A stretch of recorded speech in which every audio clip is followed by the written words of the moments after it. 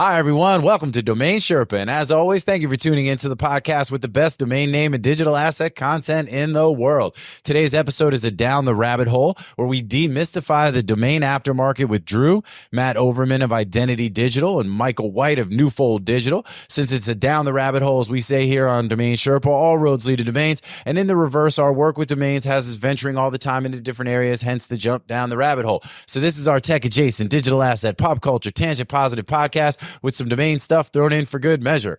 And so for those of you who don't know, Mike currently manages NameJet and SnapNames on behalf of Newfold, and Matt and I both served as general manager of NameJet in the past. So we really dig into the history of the NameJet platform and how NameJet, now combined with SnapNames, operates within the domain aftermarket ecosystem. We also talk about the domain name lifecycle, the different types of inventory on those platforms, how ccTLDs and the new gTLDs operate in the aftermarket, and what are some things that can be done to improve and enhance the domain aftermarket now and in the future. And then at the end, we get into a little value proposition discussion about new gTLDs, or descriptive domains as they can be called. And all that and more is coming up now here on this episode. And remember, if you're listening to the audio version of this podcast, you can also watch the video version on DomainSherpa.com and on our YouTube channel at ds.tv. You can also listen to the shows on Apple and Spotify and other podcast platforms as well. So please make sure to hit the like button and the subscribe button everywhere that you can and help DomainSherpa grow the pie. We also integrate our shows with Muse.ai, which provides search functionality for the shows and transcripts as well. So definitely check all that out. Big props to our sponsor, Dan.com, the #1 place in the world to buy and sell your domains with a special platform made for domain investors. And special shout out to our own business, MediaOptions, the #1 domain brokerage in the world, specializing in domain acquisition, sales, and appraisals. Find out more at MediaOptions.com, where you can also sign up for our newsletter for the best domain names and domain opportunities available in the market every week, and also featuring key insights and other helpful information related to branding, naming, and domain investing. Last but certainly not least, now is the time to register for NamesCon, which will be happening June 5th through the 8th at the Omni Hotel in Austin, Texas. The Media Options team will be live on location. We're super excited to connect with everybody in person. So go to namescon.com and check all that out. All right, with that, it's now time to get into this episode of Domain Sherpa, where all roads lead to domains. So let's go ahead and jump down the rabbit hole.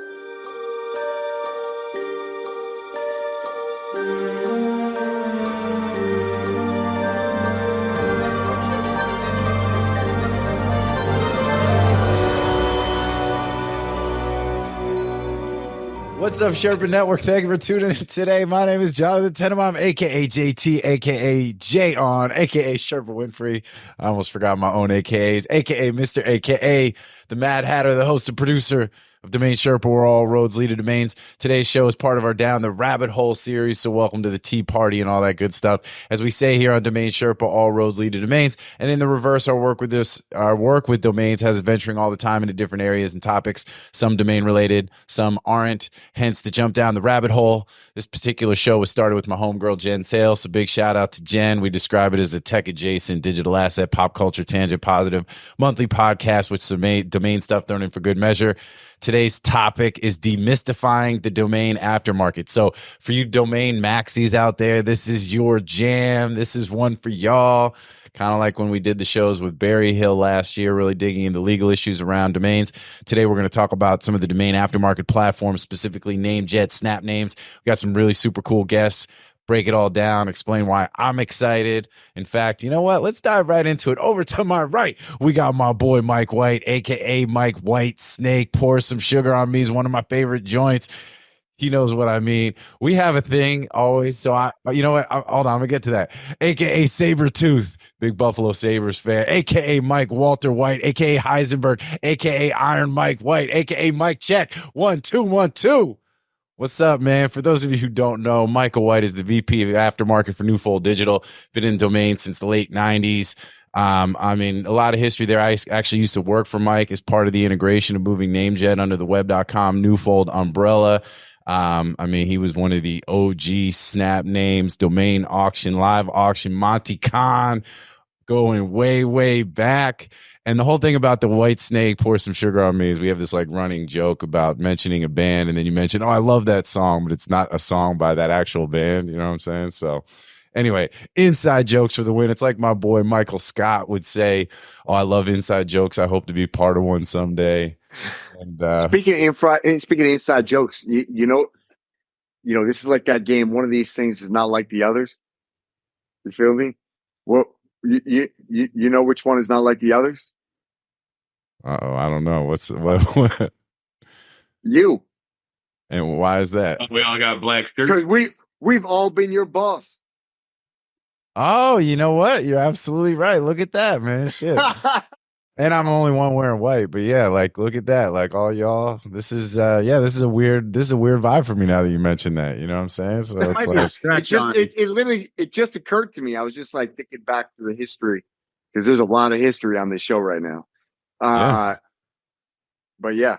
Well, thanks for the introduction, JT. Completely appreciate it. First time, long time listener, first time guest, I guess. Yeah, let's go. I'm excited to be here. Yeah, no doubt, man. No doubt. I'm excited to have you here. This show, and it'll come in further focus for those of you who are watching. You see who's on it, so it's not like it's a big surprise. But with Overman here as well, like we really get under the hood talking really about these auction platforms and stuff. It's always a surprise to me as to how much people you realize how much you know about something when you talk to somebody who doesn't know a lot about something, right? And we get that a lot in the domain space, but especially when we're dealing with like, there's a ton of NameJet history here. And, when people are even just confused about drops versus expiring auctions and things like that. So, so we're here to demystify the domain aftermarket. It sounds like a NamesCon, a topic or whatever. So, by the way, shout out to NamesCon. Super excited for that too. But all right, you know what? I'm all over the place. Let's tighten it up. Let's get through the rest of these AKAs, and then we can dive into some actual domain talk. Down to my lower right, we got my boy Andrew Rosner, aka Morpheus, aka the Dirk Diggler of digital assets, aka the Sniper, Bob Lee Swagger, aka Drew. Drew got what I need, aka never gonna give Drew up. Get Rick rolled in this piece. Graybeard, the domain pirate, Cancel Adams. He's here. What's happening, man? All good. Just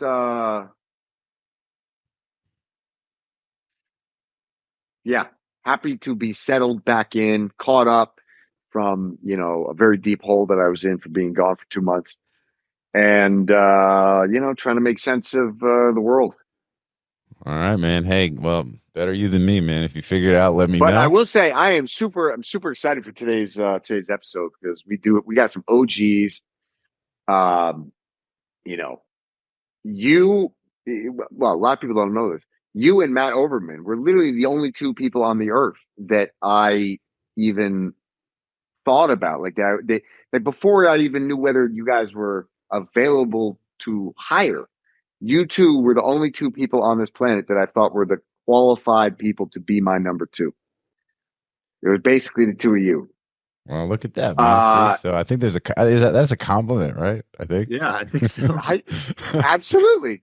To be clear to my employers, I don't think I was available at the time. In case they're that's what I'm saying. It was before I even discussed it with anybody. It was just in my mind, like that you two were the two people that I thought of as like not only would be qualified good candidates to fill that position, but that could tolerate me and we would get along. Yeah, well, and even that it's touch and go sometimes, but you know what I'm saying. But no, man, that's what's up. And let me finish thin the line intro. Between love and hate. Thin line. you definitely got the right one. If you had me hosting this show, it would have been a sorry affair that went out of business a while ago. Hey man, we sometimes we're running on fumes, but it really is all good. No, and I love a show like today because it really does bring people together. And again, I haven't really talked to you guys, in a minute. I mean, I saw Mike recently. We got together for lunch, which was great. But Matt, you and I had like a 30-minute conversation maybe 2 weeks ago. But other than that, it's been long time. And so this is gonna be great. Well, so let me do that. Let me officially introduce you then, since that hasn't even happened yet. Below me, we got my boy Matt Overman, aka Move Overman, aka it's not Overman until we say it's Overman. Was it over when the Germans bombed Pearl Harbor? Aka Mike Vanderjacked, aka the idiot kicker. When the Germans bombed Pearl Harbor. Hold up. Sorry, I got to interrupt for that one. You got that twisted, no? Yeah, no, well, that's the whole point. It's from Animal House. So the movie Animal, John Belushi's character, when he's like, "Oh, it's not over." And then he's like, what? And they're like, don't worry, he's rolling. You know what I'm saying? And Yeah, AKA the idiot kicker, because I don't think people realize you were a kicker in college. You know what I'm saying? Which I think is a super interesting fact. And then AKA go to the mat, Overman, ready to get after it and all that good stuff. But the kicker thing, yeah, man, that was always one of those things. When you told me that for the first time, I was like, that's crazy. Just to be clear, I was a punter, not a kicker. There's a man, Pat McAfee then, AKA Pat McAfee. That's even better. I still like the actually. I was a wide receiver that also punted and happened to just be better at punting. So you were Ray Finkel. I was not Ray Finkel. There was no. I mean, I shanked punts for sure, but I didn't lose any games missing field goals or anything. I'm adding a few for next time. Ray Guy, aka Ray Guy. You know what I'm saying? Like any of the famous punters from So for those of you who don't know, real quick though, Matt is the CRO, Chief Revenue Officer for Identity Digital, leading the company's all things sales and whatnot related, registry growth, been in the space forever. Formerly known as Donuts, for those who are not aware. Yep. And he was the GM of NameJet before I was. So, we've got a lineage here again that's pretty strong between from Matt to myself to then technically Mike. It's really, we've got the management of NameJet going back to literally almost the beginning. If we can get Steve Brown on here, we'd literally have everyone who's ever managed a NameJet on this show today, which is pretty crazy to think about that. So just it's pretty awesome. And hey, man, I mean, and it just keeps trucking along. So I know people got a love-hate, thing with it at times, but it's provided a huge amount of value. And I think we've always done our best to try to, make the platform do what it needs to do for the benefit of the folks out there. And I know, and Andrew is one of my, the power users, buyer, seller. I mean, that's how I got to know Drew in the first place. And so there also are probably few people who have used the shit as much as he has on the show today. So admittedly, a little bit less today just because of the type of domains I'm generally targeting. But, we go back a few years and I mean, we were buying a lot of names. Yeah, well, and it's interesting too, because so just to kind of dive in, so this is really what we're going to talk about today. We're going to talk about the domain aftermarket, kind of selling a lot of names. Yeah. Oh yeah. That's what I'm saying. That's probably where I met you, Andrew. Initially, that's 100%. Yeah. Yeah, I was probably one of the first. I don't know, 5. Maybe Alan Dunn might have been your first onboarded seller. Yeah, and I was probably in the first 3 to 5 people that was onboarded for selling. Yep. It was great. I mean, it was like real market making. We were buying, we were selling. There was just a lot of activity. I feel like the market was more efficient. Actually, I feel like there was a lot of really, I don't know, maybe I'm wrong, but it was really that would efficient. be interesting if the data was available to really dig in and kind of talk about it might be that I'm just things. more disconnected, but like at that time, and I guess it's just because I probably had my hands so close to the pulse, but I feel like at that time it was very, you kind of knew if you were one of the really active users, you knew what names were going to sell for pretty tightly. Like it was the market was really efficient. And now I feel like I'm surprised every single day in auctions. But it's probably because I haven't adjusted my expectations up yet. You have more types of buyers maybe in the market now, which adds some, it's less predictable. Variability. Yeah, variability. You're right. And the breadth of the was unthinkable. It was unthinkable that an end user would be in one of these expired domain auctions or private auctions, even 3, 4, 5 years ago. That was unthinkable. Yeah. Right? You wouldn't even cross your mind. And now any given Sunday, it's like, half the time I'm like, it has to be an end user I'm bidding against. And the amount of platforms too. So you're spread across a lot of different places, which I think changes the kind of customer. I mean, you guys follow it at this point a little bit more probably than I do, but the activity and the prices and probably the buyer persona is a little bit different when you move from platform to platform. Of course, some people still buy across all of them. But you have some that are loyalists, probably some that are just paying attention to the expiry at GoDaddy and not going elsewhere. So you Yeah. got a little bit of it due to that. And I think it's driven a lot by the audience, right? Domains are much widely known now than 10, 15 years ago, even 20 years ago, right? So you have completely different buyers in these marketplaces buying things, not just a hardcore investor.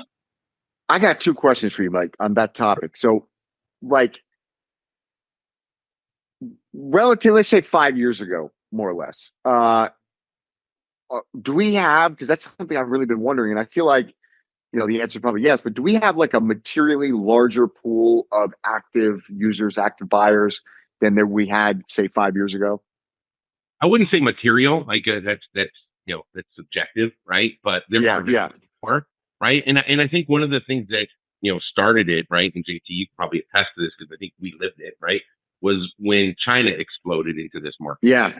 Right. Yes. After that, I think it just became widely known that this is something that these services or platforms can really help get inventory that you want, and probably more inventory that even needs to be sold, right? Like, yeah, I get surprised every day at the amount of names that go through in the prices that we see, as well as you get. Yeah. And the second question I had is, like, the SnapName versus NameJet with that consolidation, is that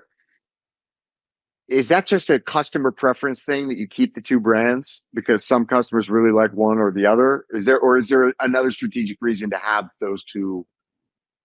I think the best way to explain it is part of a broader strategy to understand, hey, where does Newfold as a group land with aftermarket or secondary market sales, right? Mm-hmm. We know that NameJet and we know that SnapNames have strong brand value, right? But in order to collapse that, we need to understand what do both customer sets want?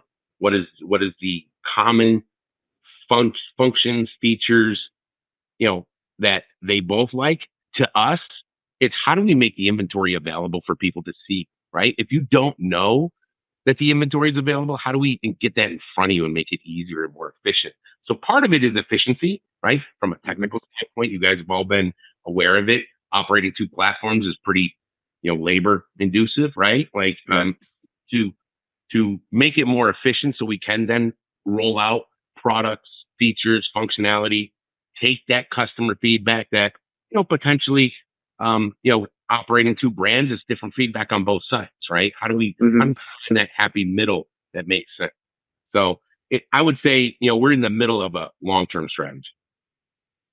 Yeah, that makes sense. And I mean, I've seen it even from when, Web effectively acquired, NameJet brought it in, and then we started working through. I mean, I was obviously with you doing some of the consolidation and integration initially.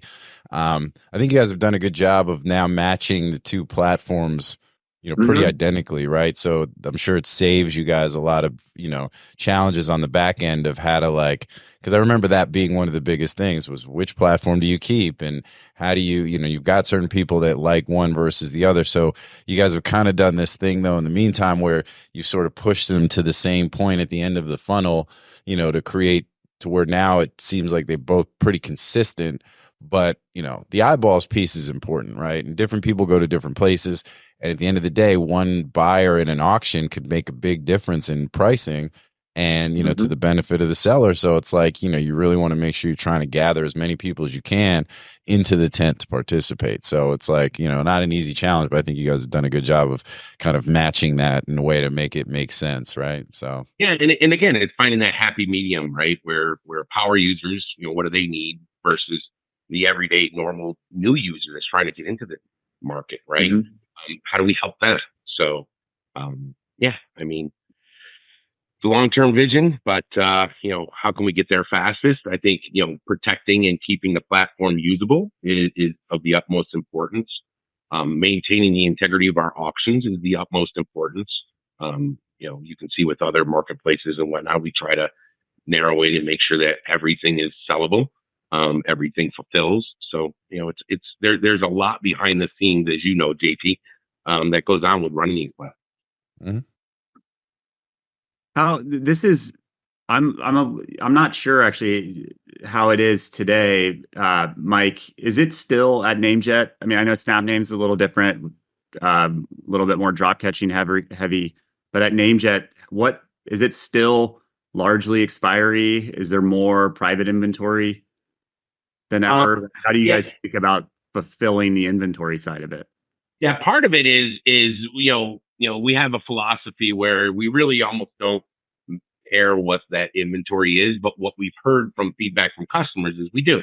So some of those enhancements that we've made across both platforms. So Matt, if you're not aware, basically both platforms operate the same way, right? And JT, years ago, I think 2017, 18, we assisted NameJet in the first iteration of kind of combining forces in the drop, right? Mm-hmm. I think your ability to drop catch was very tight. Our ability to drop catch was much more open. So how do we take that power and move it into your platform? So as you look through the history, right, we're merging companies, we're bringing companies together. How do we take those features and functionalities and push them forward? From an inventory standpoint, I think you're seeing a transformation of the NameJet customers when we first initially moved over that were not interested in drop catching, stay there, right? And they're focused on the expiry. We're always constantly trying to add value secondary or third party listings to the sites, but what we feel from our users is they want to be able to eliminate looking at those and look at straight the expiry and the drop, right? So to answer your question, Matt, I believe it's mainly focused on expiry, with the drop catching from our SnapNames customers is pretty much where the bulk of the transactions come from. Yeah, so that brings up a good segue, because I kind of mentioned how some people are even confused in how some of that basic stuff works, right? We talk about the domain lifecycle, and you've got this combination of, 3 sets of inventory that'll show up on the platforms. You basically have the stuff that's listed by a third party, private listers, direct sellers, direct listers, whatever we would call them. That's what Drew was talking about before. He was one of the OG direct listers on NameJet, back when you used to have to send your spreadsheets into Lori Crick and be like, "Hey, Lori, can you please get my names listed?" And man, that accounting thing with the spreadsheets coming back, the finance fees, yeah. It was all so manual back in the day. Yeah, it's remarkable. We never made an error with all those spreadsheets. Yeah, never saw one. Yeah. Oh, dude. But I mean, that it's funny because that was the other thing too about the direct lister piece that I think a lot of people not took for granted, but didn't realize, especially as we opened that up to, more and more sellers. It was like, the platform wasn't built for direct listers. It was built to basically funnel expiring inventory from the registrars, from Enom and Network Solutions into the marketplace, then for folks to put back orders in on and then participate in auctions if there was more than one back order. And then when we started allowing direct listers to list their names, it was like, it was a very manual, clunky process. There was no tools for it. Like it was, it was a little challenging to manage, but then the market really showed an interest in that. And then you had on both sides where you had a lot of folks that were interested in buying those names, then you had a lot of folks that were interested in selling those names.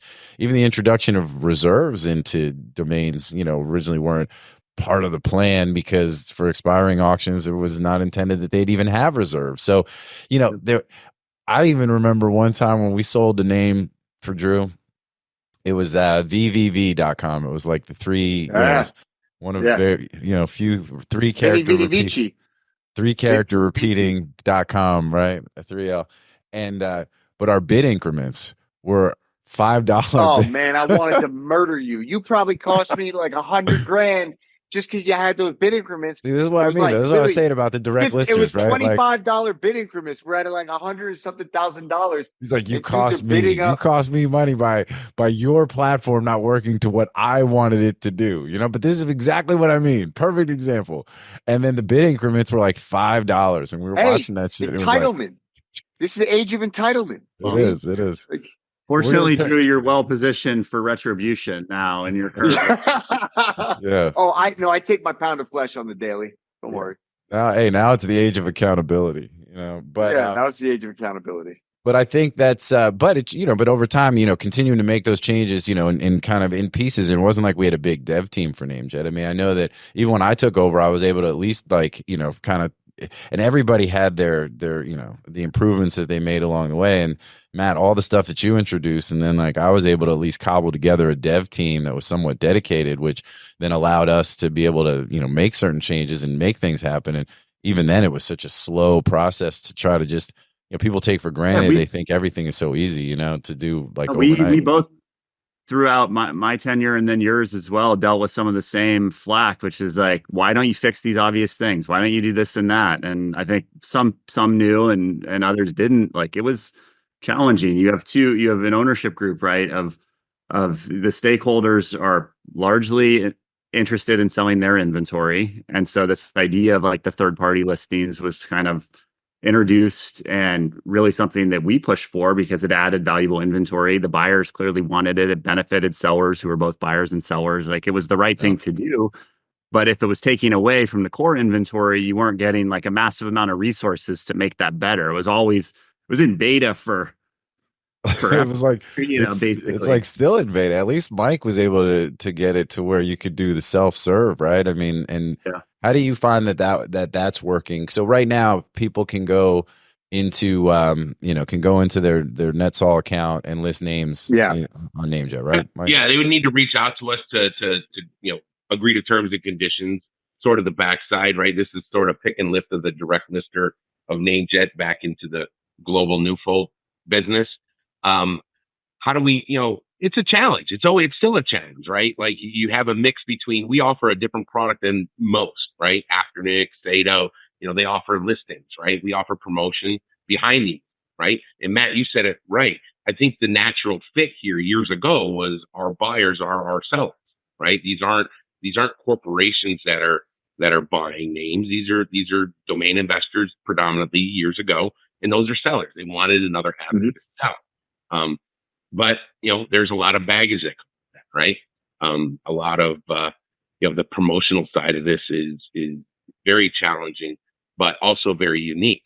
You're in front of these eyeballs, so when you price it out of the market, that's not what the platforms are utilized for. The platforms are utilized to sell that inventory and sell that inventory to the buyers that are there. So that's the challenge we have with the NetSol, right?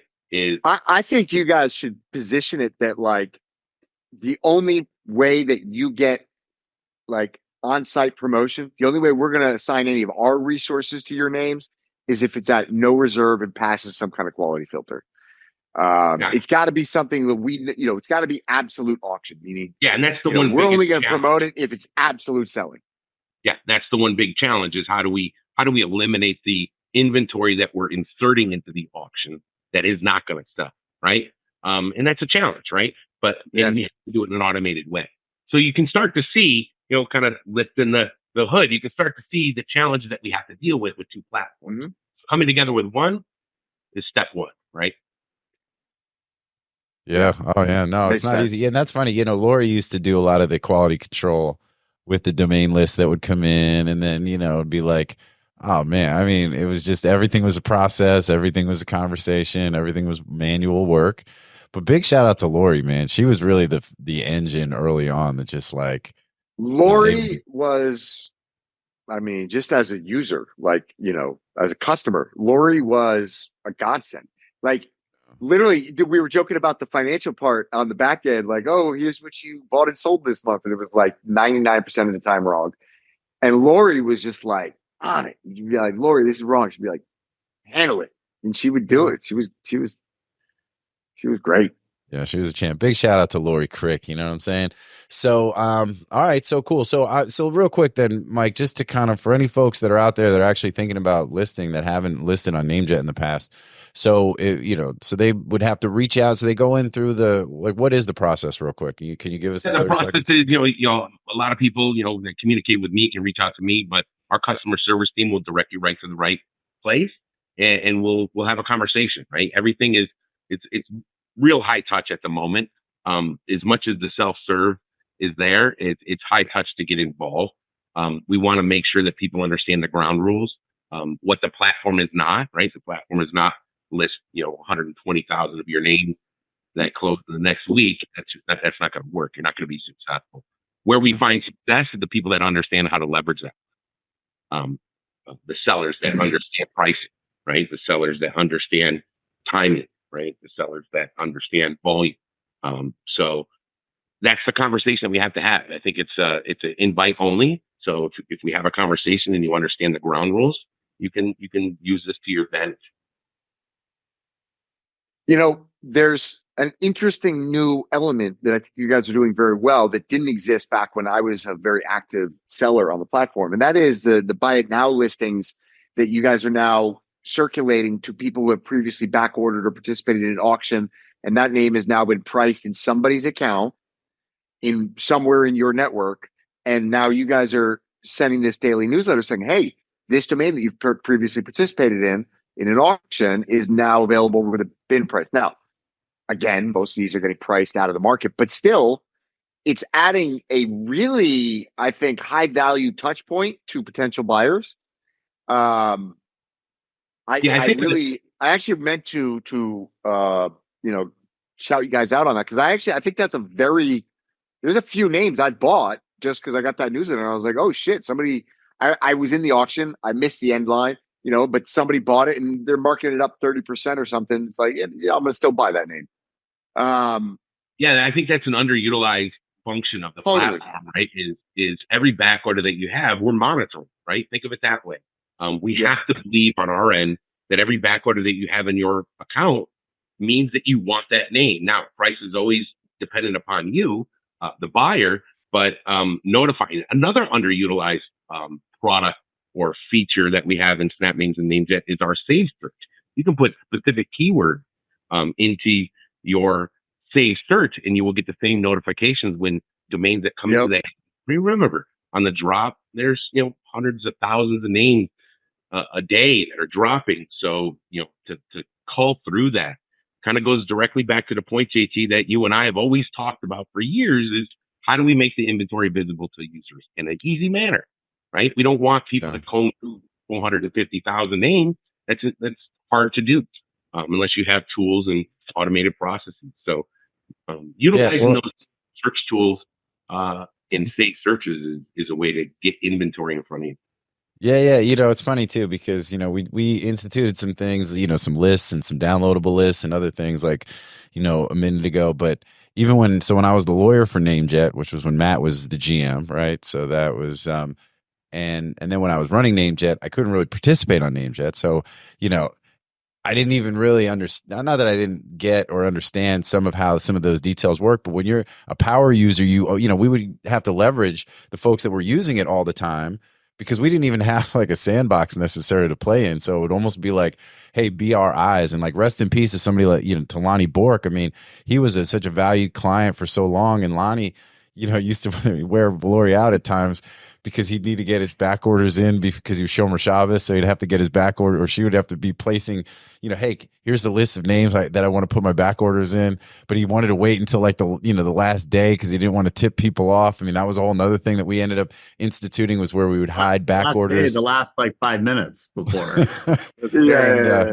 He'd be like, do you mind? Could you just put these in the system? And, we're like, Lonnie, I mean, so you're trying to help and you're trying to figure out ways, but at the same time, you're understanding in dealing with your real power users, like, hey, what are the ways that people are viewing and doing? And then everybody wants a leg up, right? Like, well, I need help. I want to be able to find all the good names, but I don't want people to see what I'm back ordering. And, so then we would hide like the back orders below 3 on the drop and, and do certain things to just try to like kind of give everybody everything they want. But the one thing you would always have to remember too is like, you've got buyers and sellers on a platform. There's always going to be a competing interest between buyers who want names as cheap as possible and sellers who want to sell names for as much as possible, right? So it's like you can't always keep everybody happy. It's like you're trying to establish the most efficient liquid market possible with all these different competing interests, and everybody wants to sit there and Monday morning quarterback.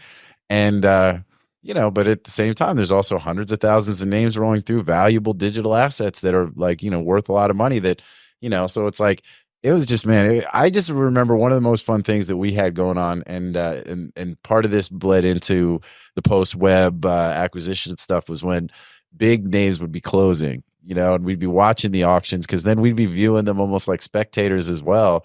And we'd be seeing the big names closing, and it's like, we'd start taking bets in around the office, like, little like internal competition, like, hey, what do we think this name is going to close for? And somebody would be like, 50 grand, 55, and all that kind of stuff. And then like, it'd hone in and come in, and then another bid would pop in, and everyone, like you'd be all like cheering. I mean, there was a real vibe to it, that like a certain amount of excitement. And, we had one client from NameJet back in the day would always talk about the dopamine effect, and how like, the more you could, the sort of, the more exciting the auctions get, the more people just start, one more bid, and, all that kind of stuff. And there were definitely.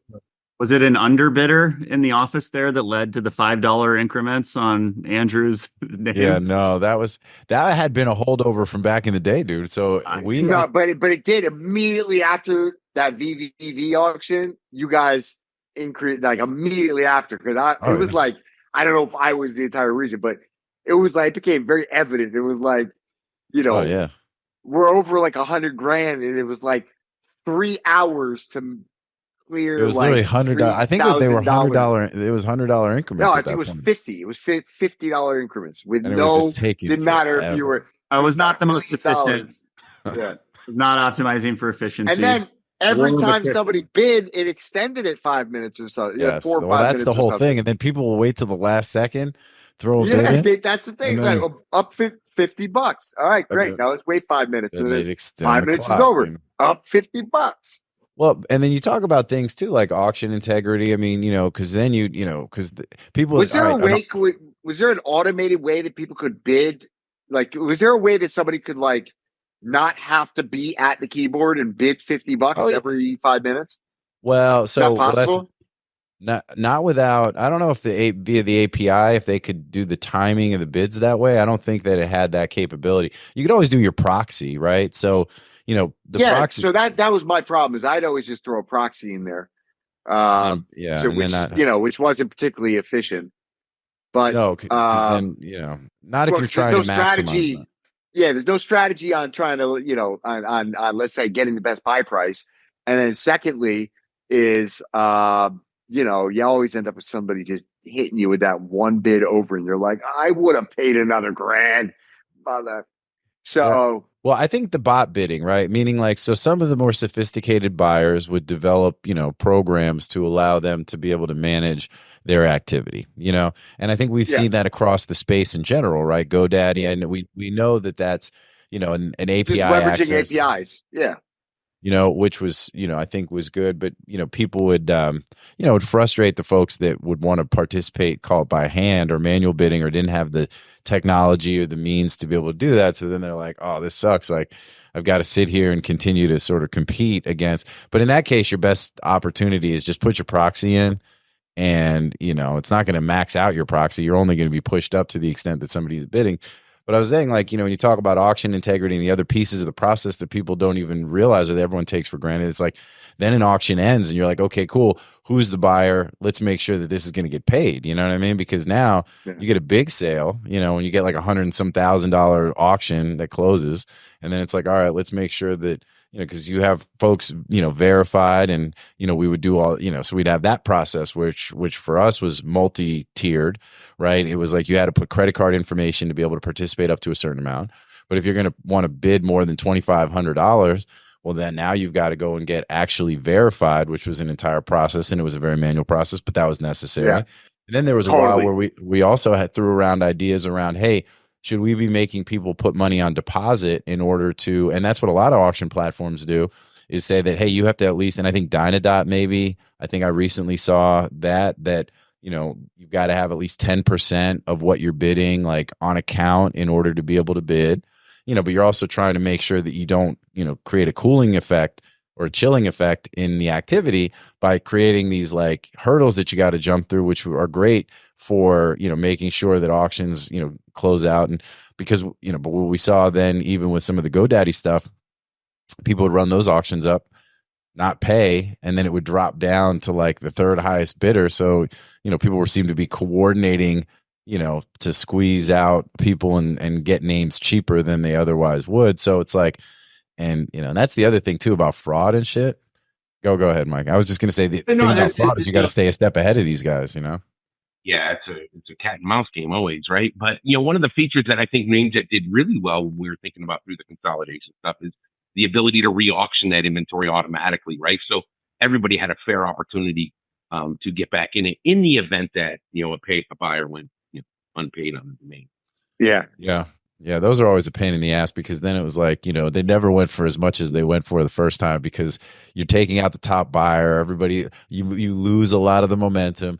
And then everyone immediately is like, there's a stink on that name now, you know what I'm saying? Well, yeah, and buyers like me, you got superstition, it's like a lot of just like, I don't know.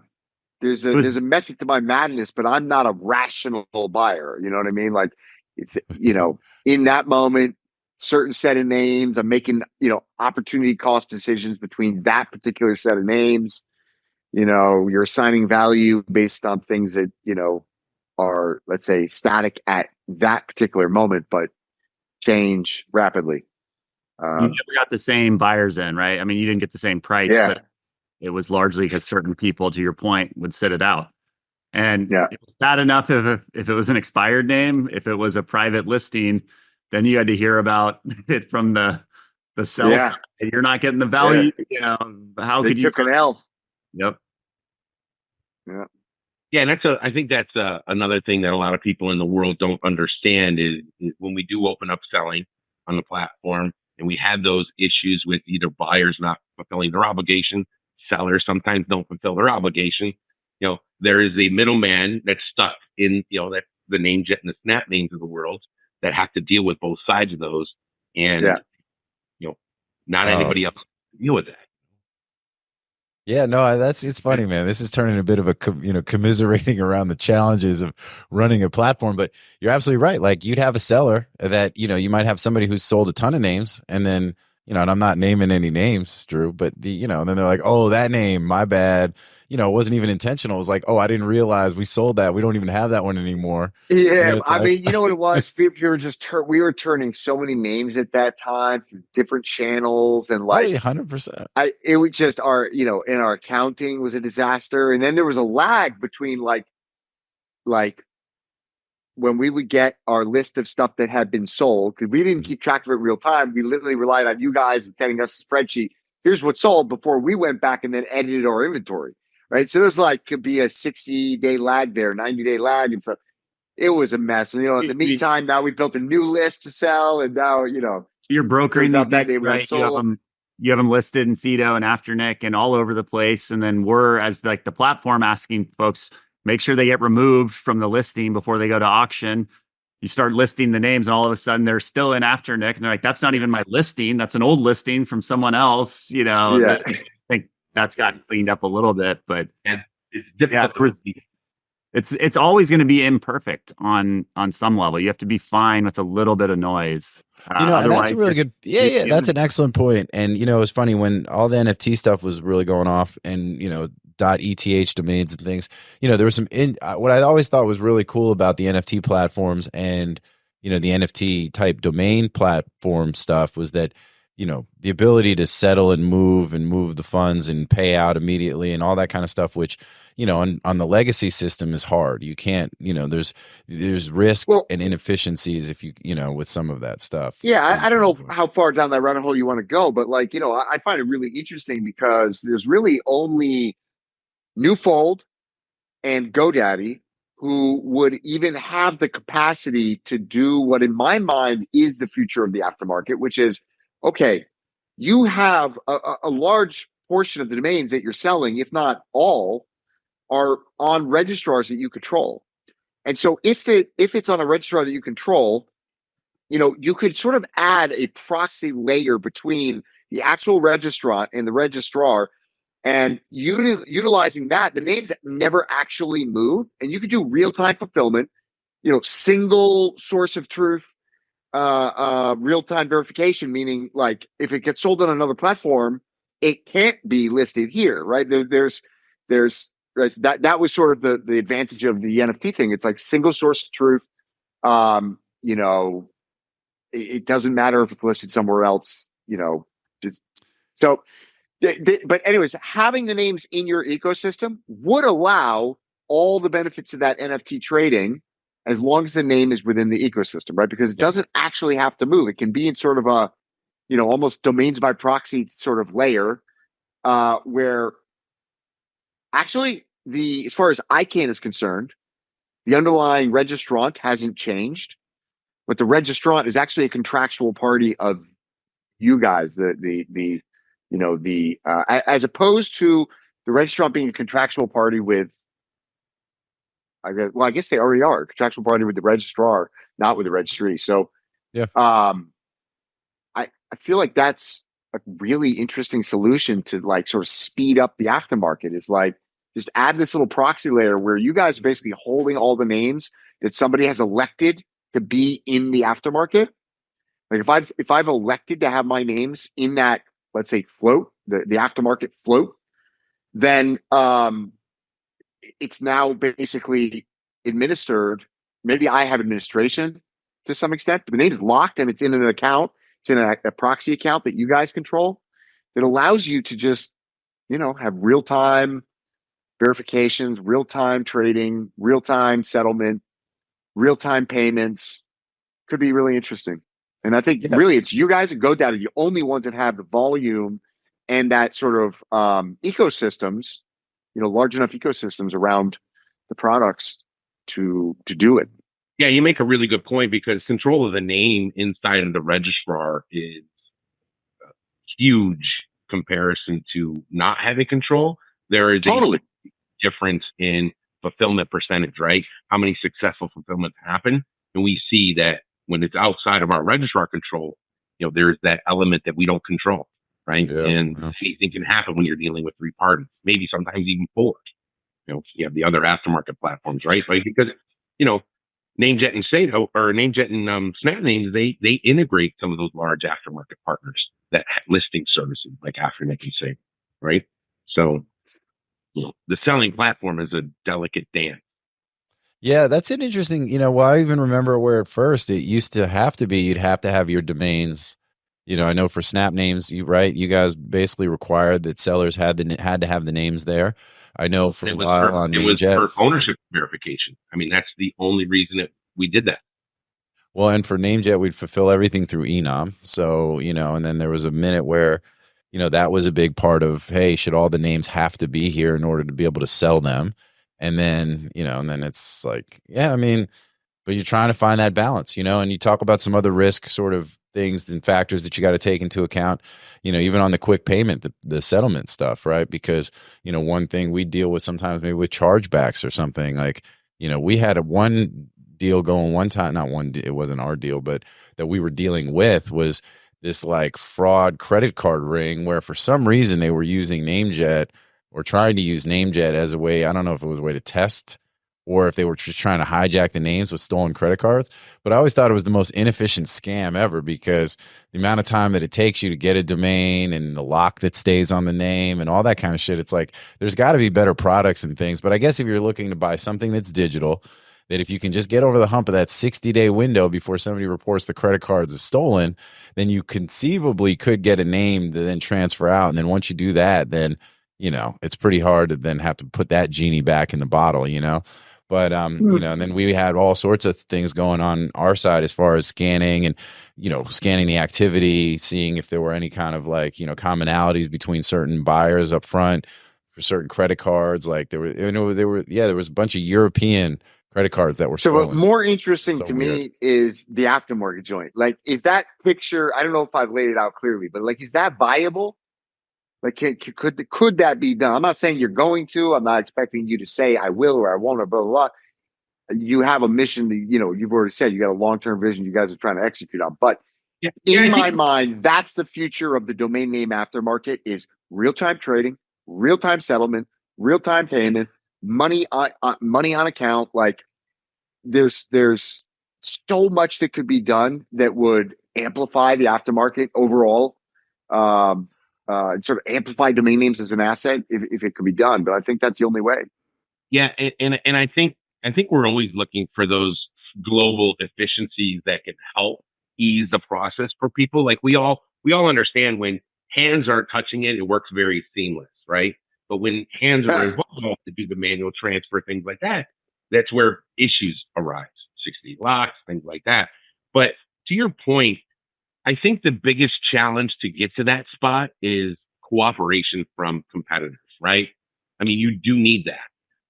And we've seen that in the past through different avenues, but to get everybody on board, to agree to something like that, I think is going to take time.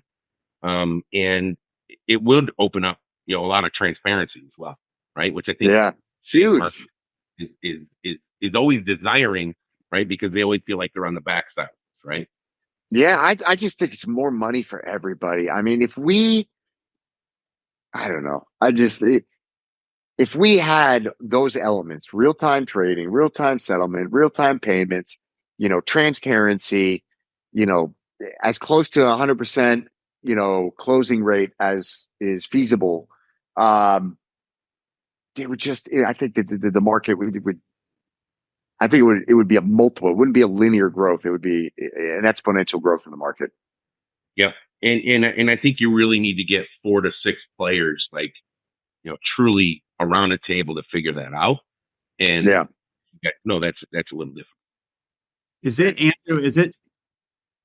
I mean, do you think it does come down to the legacy aftermarkets, if you will, or the big aftermarket platforms, or where the inventory, the Web 2 inventory is controlled and sits? Or do you think some of the work, some of the innovation on the Web 3 tokenization side might be able to solve some of that in the future, like to the extent ENS and ZDNS? Look, the problem is that the tokenization of domain names, okay, is an interesting concept. But what you're doing is you're just creating an abstraction, but there's no hardened bridge. I don't want to get too abstract here, but the reason Bitcoin is Bitcoin and everything else is fucking shitcoin is because Bitcoin actually has a hardened bridge between the digital world and the physical world. That is proof of work. And proof of work literally requires inputs from the physical world to create this token, if you will, in the digital world. And that work consists of time, resources, and energy. And those things combine to create a proof. And then that proof is represented through a Bitcoin or a block, right? And so in the domain name world, domain names are really the parallels of Bitcoin and DNS are remarkable. And domain names are a bridge between the digital world and that physical world. And the EPP system is what obstructs domain names from doing everything that an ENS domain name does, or that an NFT does. It's just the EPP system is the hurdle. And so, you want to abstract away the EPP system, but the only way to do that and still be in compliance with the ICANN administration is basically for the registrar to become the registrant of record, as far as ICANN is concerned. And obviously, you probably want to abstract that away again by using some third, create a proxy layer, like a separate proxy business or something whose sole purpose is to be that. But by taking like, okay, I've got, we own Pegasus.com, and we're going to create now an Ethereum NFT that's Pegasus.com token.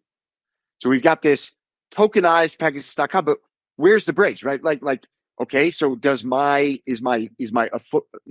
auth code like stored in that NFT? Yeah. Right. That token. And so by purchasing in real time the token, I have some third degree level of control. Well, I could just go into my registrar account and change my auth code, and that doesn't automatically update this token. And so there's no I don't know how to best say this, but there's no absolute bridge between the digital and the physical, right? Or between the real DNS domain name. I agree with that.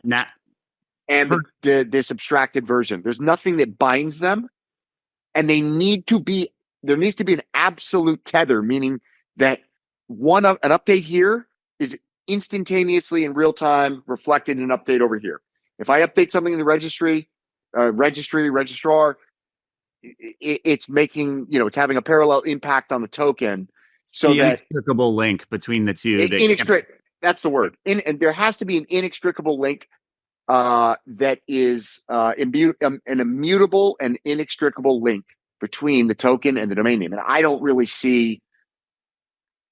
Well, I think that's what like the folks at .box have attempted to do with how they're launching it, and that has some of its own patience. I applaud it. I think it's really innovative, but it's not. But once the name but that only works similar to what Mike was saying, because it's all within their own closed ecosystem. Yep.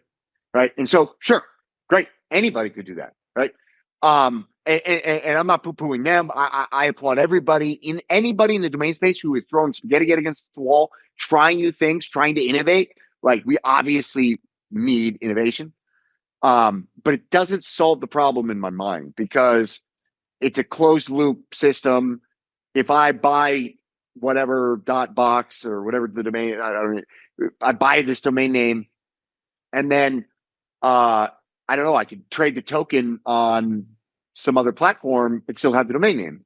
And so once that domain name is birthed, so to speak, I don't know how you maintain that inextricable link. Yeah. I don't think it exists yet. I think if you fast forward a couple of years and there's potentially more standardization in terms of how the tokenization is done, which right now it's not. Like, I think there's different folks doing it different ways. There may be an opportunity, but I think you've posed some of the questions that are still not obvious to solve. I think there's the other side of that. Like, is there eventual, within the confines of what a registry can do, the ICANN confine, is there eventually more innovation on, through RCEPs and whatnot on EPP that allows for more functionality there? Mm-hmm. I would hope so. I mean, we'll see. That's me wearing my personal hat and not my identity. I look at it as somebody who loves domain names and has, multiple very active interests in the space. I'm an investor in VeriSign.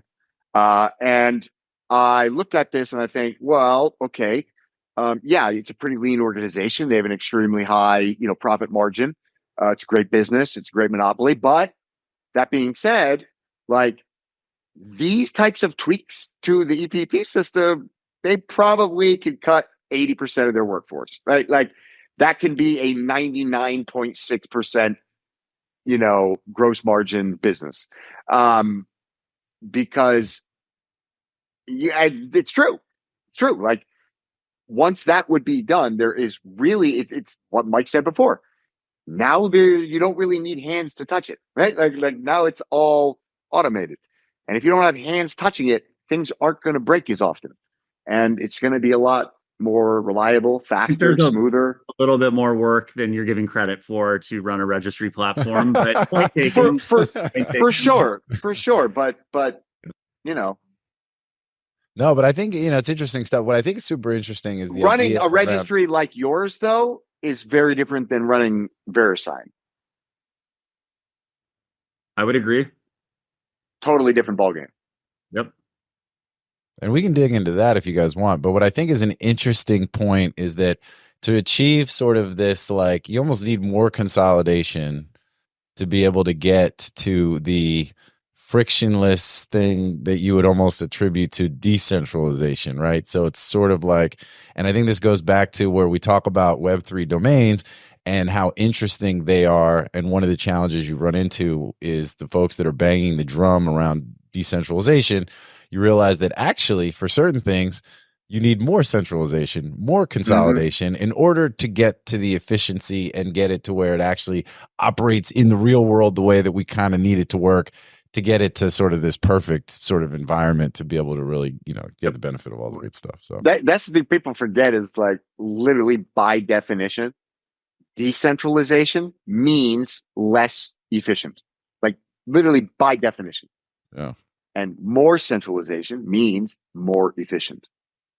So, but let's center this back a little bit more to what we're talking about, because I think kind of what the sort of the general theme here really has been based on aftermarket, less about the future of the aftermarket, although it's really kind of interesting to hear of, some of what's to come. But really more about sort of the present and the here and now. Mike, before you and I know we talked, obviously a lot of NameJet stuff today, a lot of SnapName stuff. And trying not to push you too much to tell us stuff you can't tell us and give us insight that you can't give us. But please do. As far as big buyers, API buyers, I mean, are they still welcome in the ecosystem? I mean, what's yeah, buyers are welcome, right? But what JT, we deal with is people that just want the data, right? So they'll try to get into API access to get the data out of it, right? Because our APIs are pretty feature rich, right? But they're geared towards identifying the inventory and placing your back orders, placing your bids, things like that. So for the average user, we have those tools are just inside the account, your max bid or proxy bid, and you're done, right? But yeah, we do welcome API users. That's cool. And that's also just through customer support or customer service, just holler at you guys? Through customer support, customer service. We're working through enabling certain things through the website that existed in the past, right? Remember, we've been through numerous iterations of NameJet and SnapNames, and now we're in one system. And I think the future enhancements are in line with what buyers want. MediaOptions is the industry's leading domain broker specializing in domain acquisitions, high-value domain sales, and domain name consultation. As pioneers and thought leaders on the subject of the domain aftermarket and domain name value, plus through their clear domain acquisition service, MediaOptions offers startups and established corporations an unparalleled scope of high-value domain options, providing access to domain names and curation technologies not available elsewhere. MediaOptions believes in the power of a great domain name and is dedicated to helping you obtain yours. Call or email today to put a domain to work for you. Yeah, and then one more thing too that I meant to cover on today's show that we started talking about like an hour and change ago, but then went off into a bunch of different tangents. The difference of the inventory, right? We talked a lot about the direct lister piece. So, so for anybody who's out there, I mean, this really is and this show. Obviously, full disclosure, everybody knows NameJet is a sponsor of the show, but this isn't based on that. This is really for folks to understand how to better use it, at least for some of the stuff that I'm about to talk about real quick. Because the difference between drops and expiring and direct listers, right? So we covered the direct lister piece. Anybody who's not already selling on NameJet that wants to start to do that, we need to do a better job of that. I mean, we've listed before in the past, we have the sellers that I appreciated the most were the ones that were on our schedule that knew like, hey, every middle of the month, here's my list of names. And they would work something out where if they had a big portfolio, they would list them for name on NameJet maybe 3 months prior to expiration so that they could try to sell them before they would otherwise just let them go. Right. And, people that's what we did. Yeah. And if you had your shit together and you could really get it like going and, but it's when you do everything manually, it's harder. Right. But those were always, so I always thought that we had sellers that we were cutting a check to every month. It was clockwork, So the direct lister piece we've already covered. When you talk about the difference between the drop and expiry. So for the people who don't know, I mean, most people that listen to the show understand the difference between the two. But, I always mention how somebody like Mike Birkins would always refer to expiring auctions as drops. And that used to always be like, Mike, come on, man, the difference. They're not the same, right? And we talk about the domain lifecycle piece. Is that infographic still on the SnapNames site somewhere? Because I always thought I still refer people to that, or at least not super recently. But because I think it's important for people to understand like where the different things happen as far as like you got your renewal grace period. As names are coming up for expiration, that's when they'll be listed, exclusively by the registrars, either the partners of NameJet or, Network Solutions or registrar.com, whatever, get listed on the site, where you can attempt to try to get the name before it actually expires. And then after it expires is when it ends up in the drop, which for clarification purposes, so everybody knows, you don't have to use NameJet SnapNames exclusively for the drop. In fact, you'd probably want to put back orders in at all of the platforms that participate in the drop, including Dropcatch, including I don't know if Sav, if people are winning auctions, it's or getting drops at Sav now successfully. They kept stealing our name. They catch the majority of new TLDs. Stab does. And that was going to be another. I think that's their niche is the new TLDs. So, yeah. So when do we stop calling them new TLDs? When are they not? I was going to say gTLDs, but yeah, we got our own. We call them descriptive domain. I can give you like 12 names. No, this is actually productive. Throw a few names at me because I'm kind of tired of new gTLDs. Descriptive domains is the one we use. That's bullshit. Nah. I mean, that's think what you want. That's that's how we refer to it. I mean, I think they stop being the new gTLDs officially when the next round launches, because then you got the new. I think you should what you should be highlighting when you're talking about these is spanning the dot.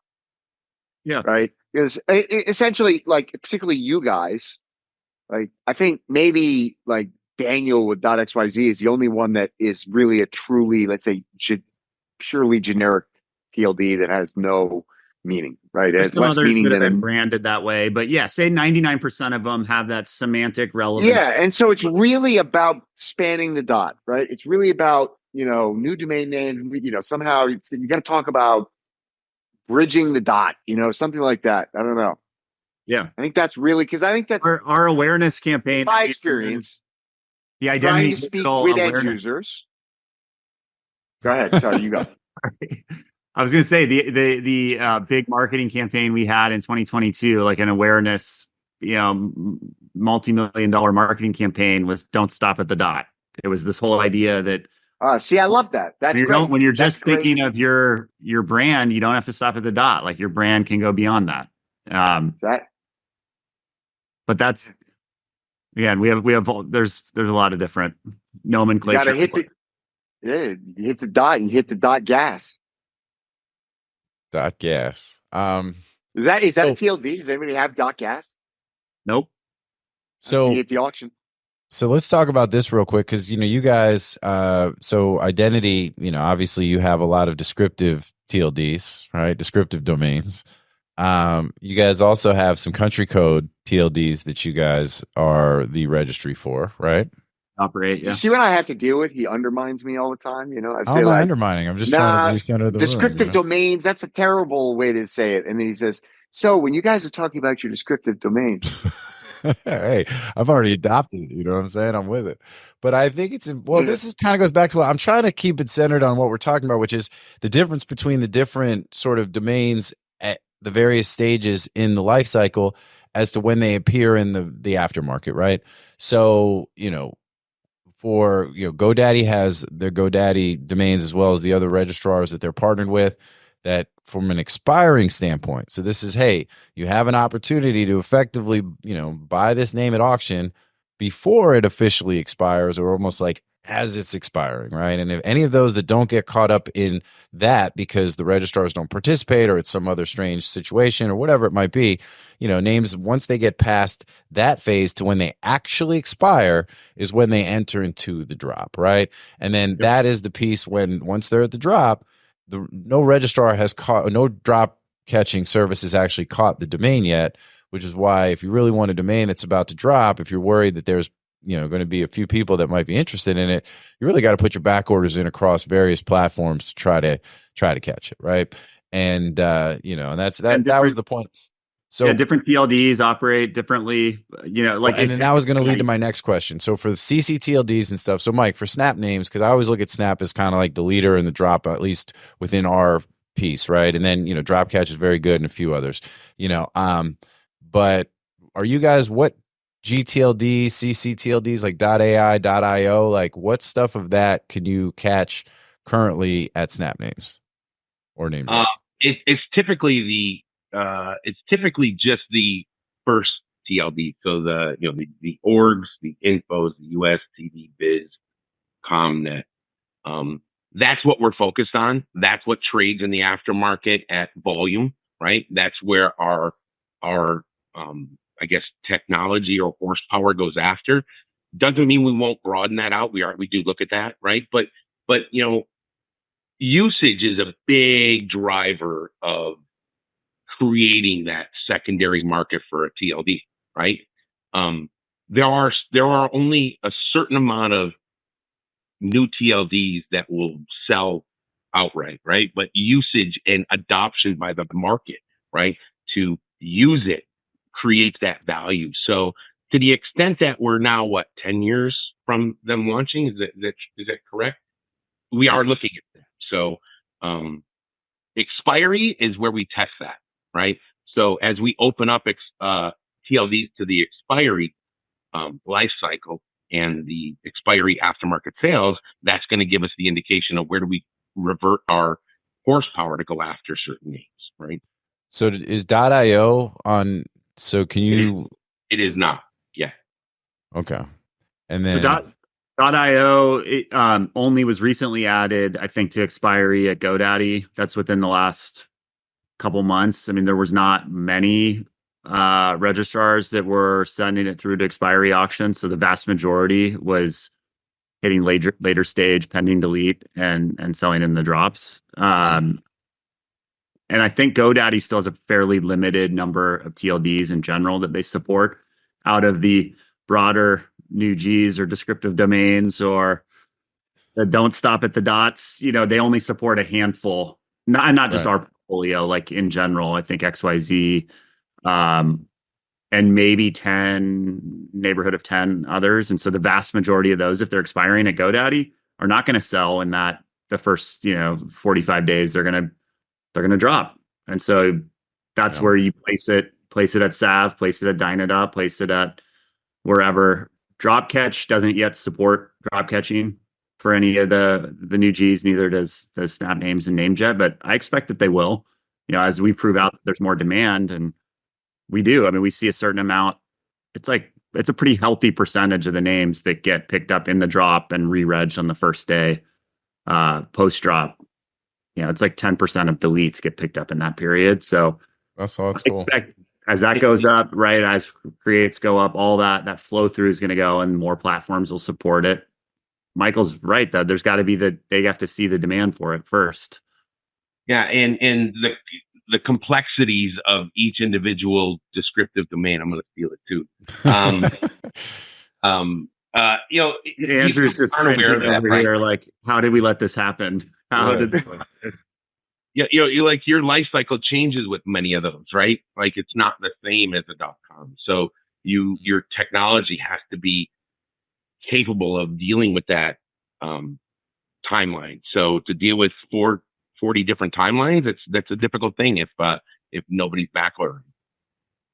Yeah, that's a really interesting point. And .ai obviously is kind of sort of the thrust of some of what I'm thinking about here. And currently those auctions run through Dynadot, right? And that's through the Park.io acquisition. Is that right? Is that how they're able to do that? Or yes. Okay. And is that the only place you can grab? And are those expiring or are those actual drops? Seems to be exclusive. Seems to be registry exclusive. Yeah, it's like I think it's a little bit unique. It's almost an interim. It's not in the registrar expiry period. It's a different life cycle where they sell exclusively before. Now you can still get AI names in like the end, the actual drop, but a lot of the better names sell in this window that leads up to it. And that is, it's almost like a registry driven. It's almost like the registry driven expiry is kind of what that is, right? And it's done exclusively through Dynadot, through the Park.io acquisition integration. Is that accurate? That's my understanding. Yeah. Okay. Well, I mean, it's cool. And I think this kind of goes exactly to what I was saying, which was bringing it back around where I think part of understanding how for domain investors to identify opportunities is to understand exactly how the different pieces work, because, it can get a little bit confusing and tricky. And obviously it changes from TLD to TLD, and if you're a .com maxi, then it's easy enough because I wasn't aware that even in the gTLD program that there was variable timelines and variable sort of operating procedures for expiry. There's a little bit of variability. Michael's right in that regard. I think within our gTLDs, they all operate the same. Now, like under the same operator, that would make sense. But yeah. I didn't realize other operators can have different. But like how they flexibility, even if it's the same day, like after 80 days, right? When they hit the market, Com has the rolling drop. Some hit all at once and it floods We send all of ours through a service that's actually sits like bolted onto our registry called Drop Zone. So you go and you catch them there. You know, everyone operates a little bit differently, which in some cases for good reason, but it adds complexity.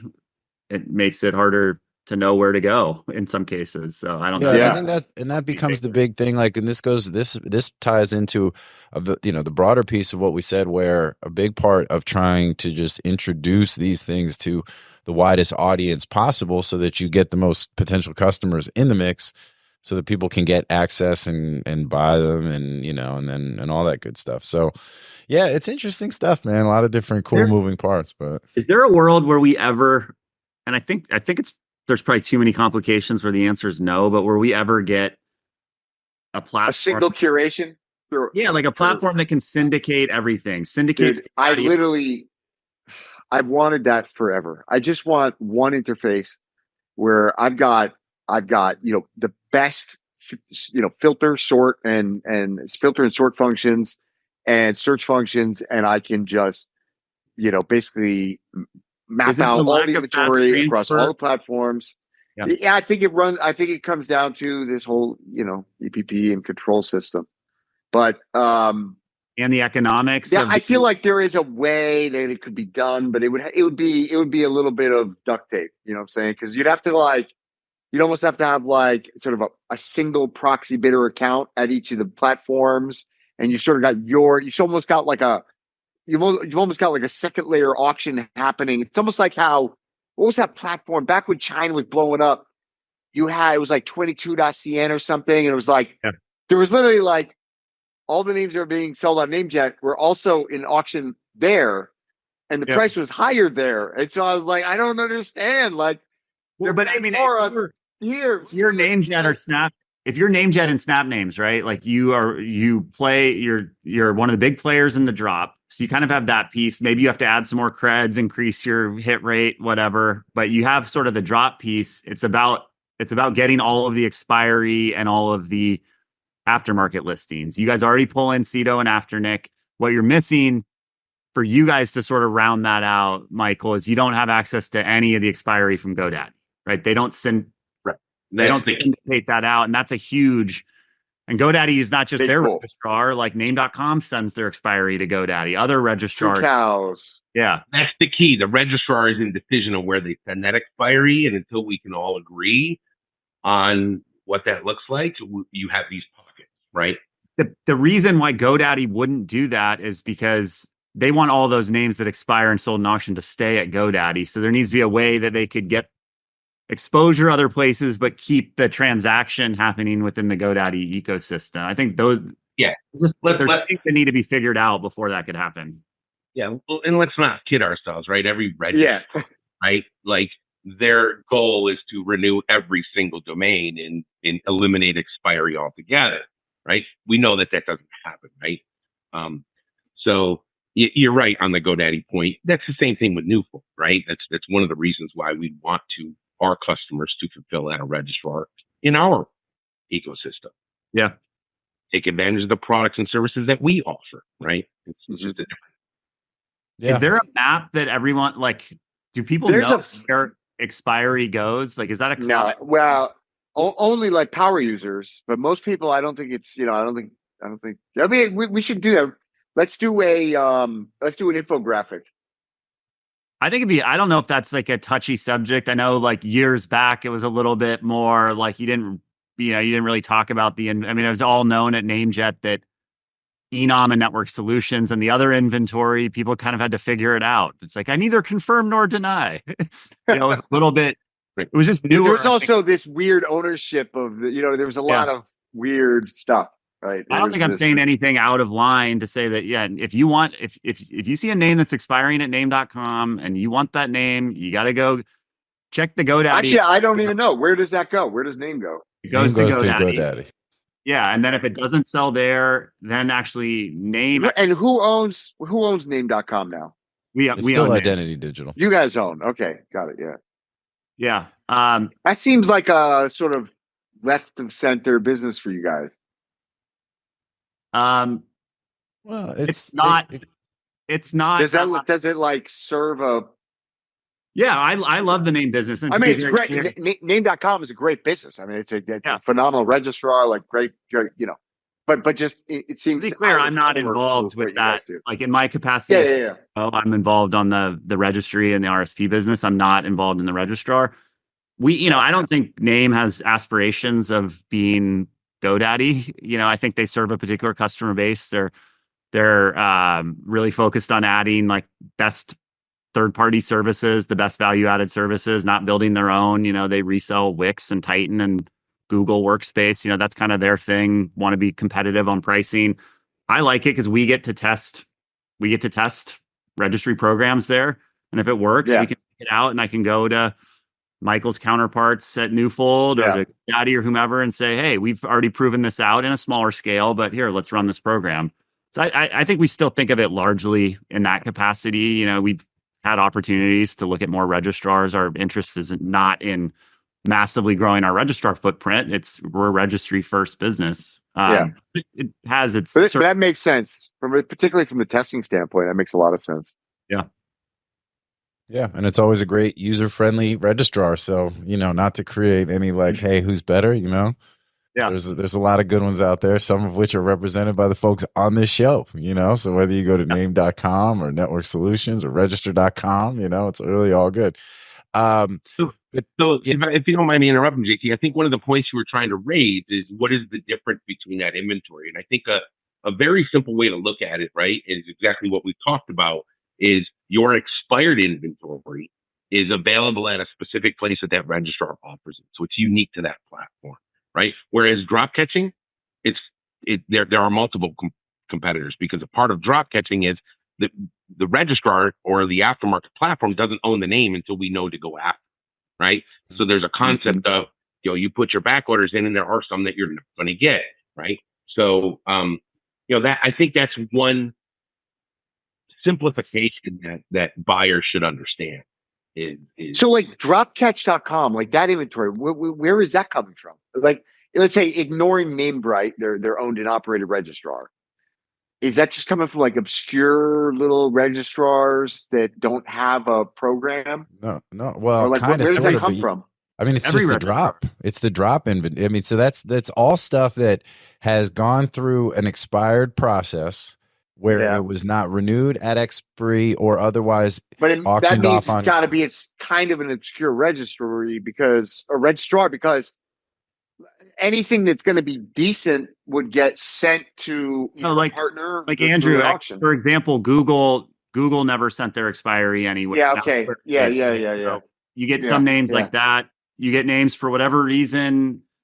There's good. I mean, it's we see it every day. There's good names. But I think Andrew raises a good question, and we used to say the same thing. It's like, how does the drop end up getting decent names if you've got so many names that are running through an expired process somewhere? Yeah. So how does good shit end up in the drop? Like, who's dropping the ball, pun intended, to allow for really good names to show up there? And I think you make a good point. Google isn't sending their expiry. I know Gandhi and certain other registrars, I know we're always kind of adverse to doing an expiry process. So those would naturally run through. I want to throw Mike. A lot of your corporate registrars don't do that.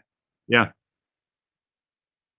So Mike, no. I was interrupting you. You guys, NetSol, I don't know at what point in time, under what ownership, whatever. But NetSol used to have a program where, like, if one of my names at NetSol expired, it got sent, I think, to NameJet. And then, like, I don't know what the percentage was. They didn't tell you what the percentage was. They didn't tell you what it sold for. But they cut you a check. So you were the losing registrant. You just let the name expire. You had no idea. You didn't opt into anything necessarily, but the name got sold in the aftermarket, and I got a piece. And a couple of times I got a check. It was never big money, but I was always like, what's up, name? What's up, Network Solutions? Like, yeah, like that's, I don't know. It's a good look. You know what I mean? Like, I think that's a good look.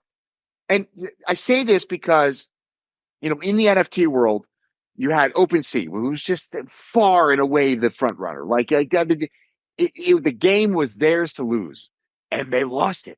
And they lost it because they got what, I don't really fully understand, but they got what's called vampire attack, right? So they got vampire attacked by this other, what's the other joint called?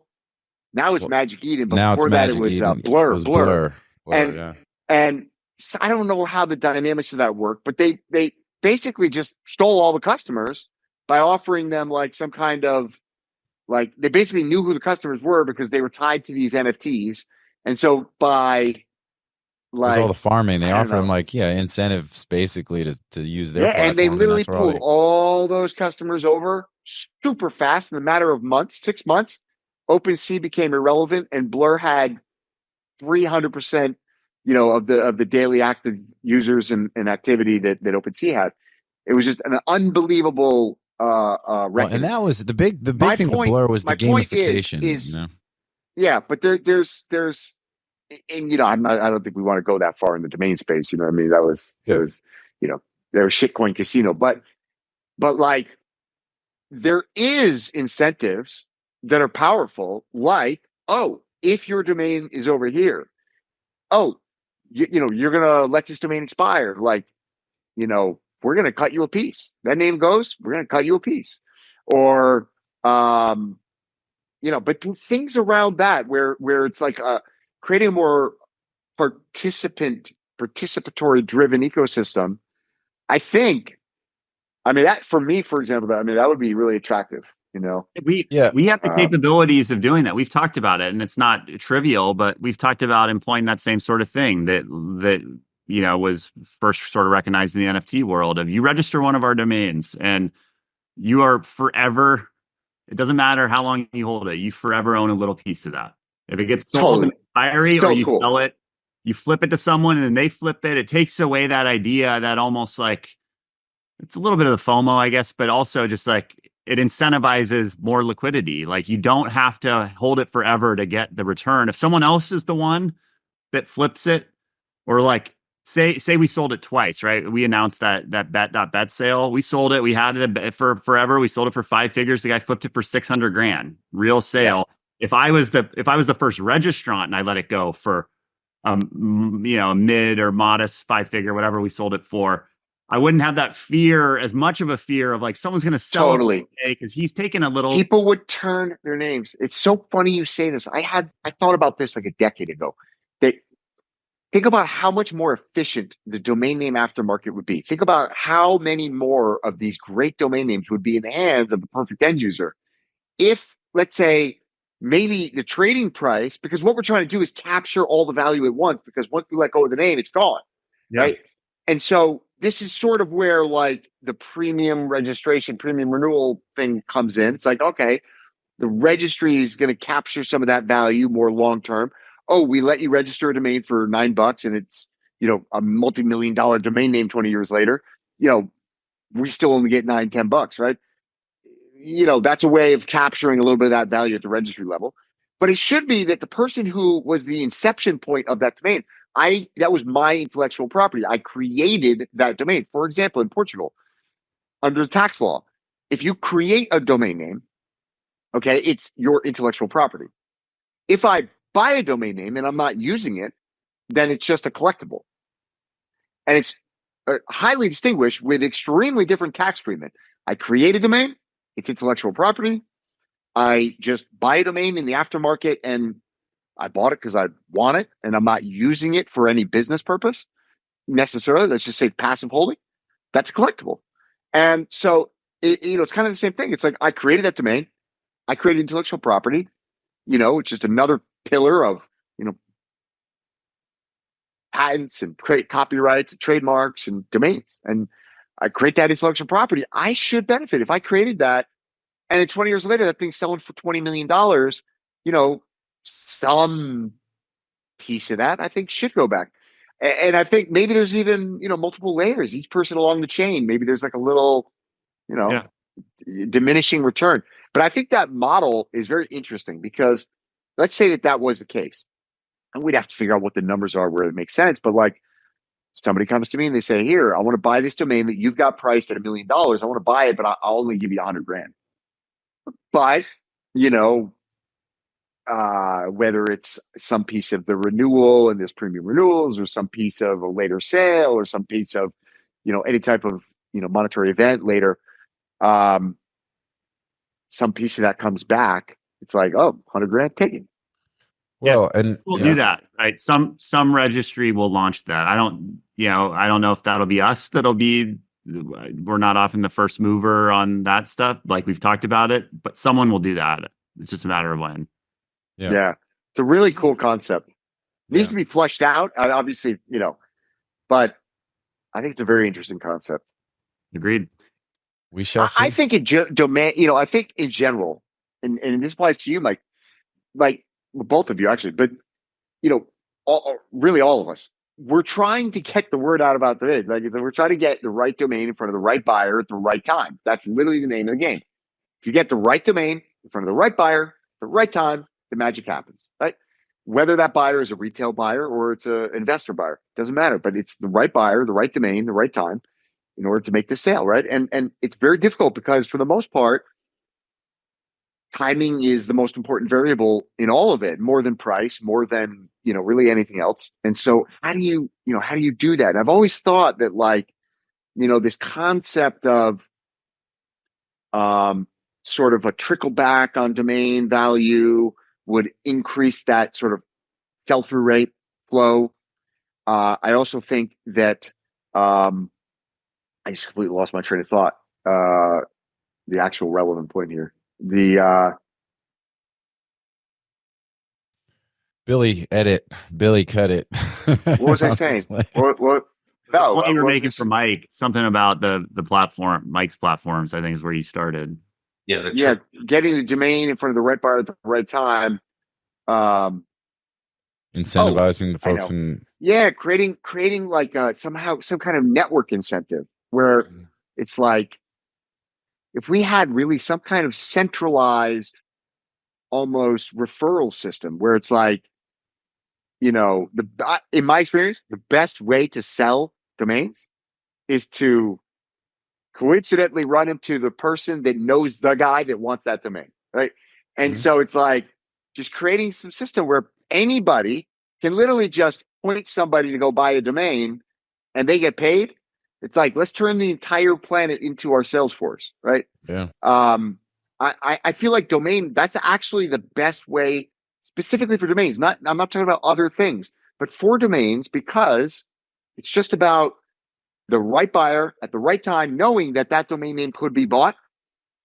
That's everything. That's like 99% of the sales cycle, the trigger, it's everything. The largest affiliate marketing play that there could be, really. And I think as like a domain owner, you're just fine with like if it gets gamed a little bit, you're just talking about a small incentive. It doesn't matter. Who cares? Yeah, that's kind of the point, is you actually want it. You want people to game it. You want people to sort of, start to exploit that.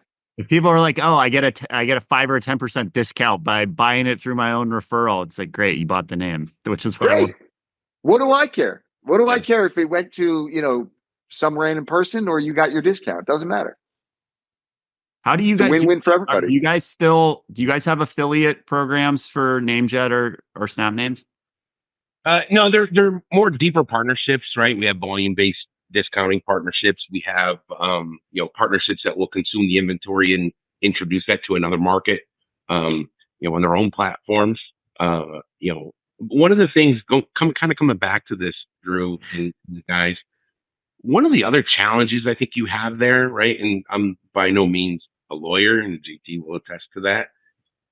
But how do you get around the liability piece of it, right? Or the usage piece of it, right? At the end of the day, a domain is a unique thing, right? There isn't really like it in the world. Yeah. Where you have three parties that have a piece already, right? You have the registry, you have the registrar, yeah. You have right? It's that usage could cause a problem for someone who's getting paid for a domain, right? Usage, it getting confiscated, right? It happens all the time. We all see that, right? What happens in those scenarios? And then again, it goes back to getting the controllers that control the inventory, getting them all to agree, right? It's a great concept. It's going to take a lot of effort to get there. Yeah, I think the curation piece that we talked about earlier is super interesting, because when you think about, and this will be the last piece we'll close with, and then we'll go. We've we've definitely, I mean, it's felt like 5 minutes, but we've been on well over time here.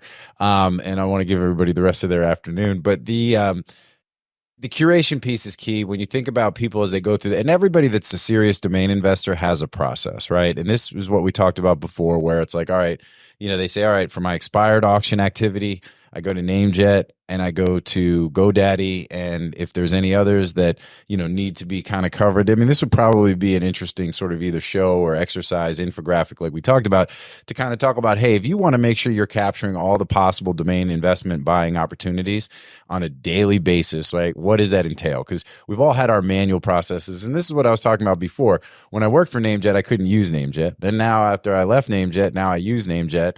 And things like save searches and all these other kinds of things, you realize that some of these tools that we've created and introduced are in fact useful if you're using them correctly.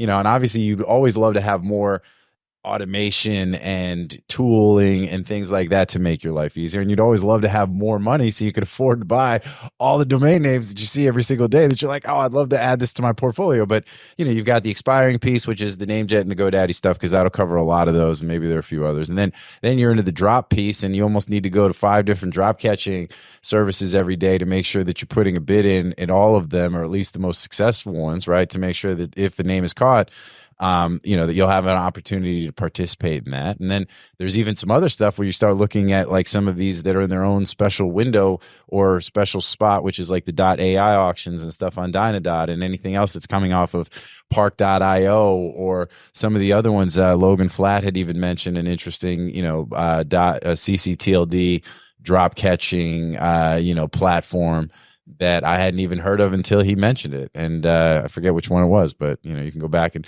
go watch that episode and check it out.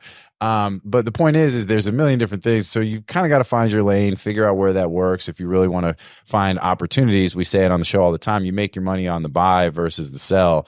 If you can get a domain cheap early, and build your portfolio with a lot of stuff, I mean, then that becomes, and then when it comes time to wanting to sell them, then it's like, you've got your Afternicks, your CETOs, you can list on NameJet through the thing that we talked about earlier. I mean, it's a lot, being a domain investor, even though it's a, sort of like a, hey. Let me just ask one quick question before we go. So, to both of you, or even, JT as well, have you seen, all the buying activity you've seen on there?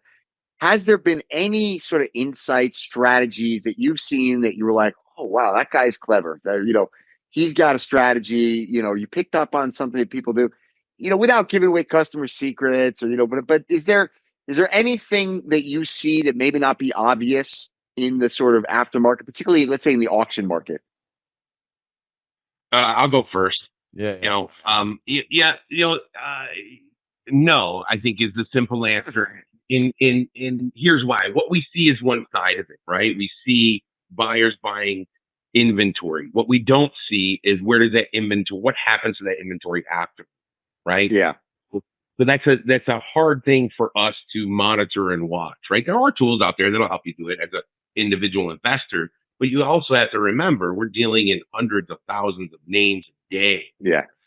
So to be able to understand the end result, selfishly myself, I want it to come back to my platform and expire again, right? I mean, that's just, that's what helps us, but it's obviously contra to what the registrar wants, right?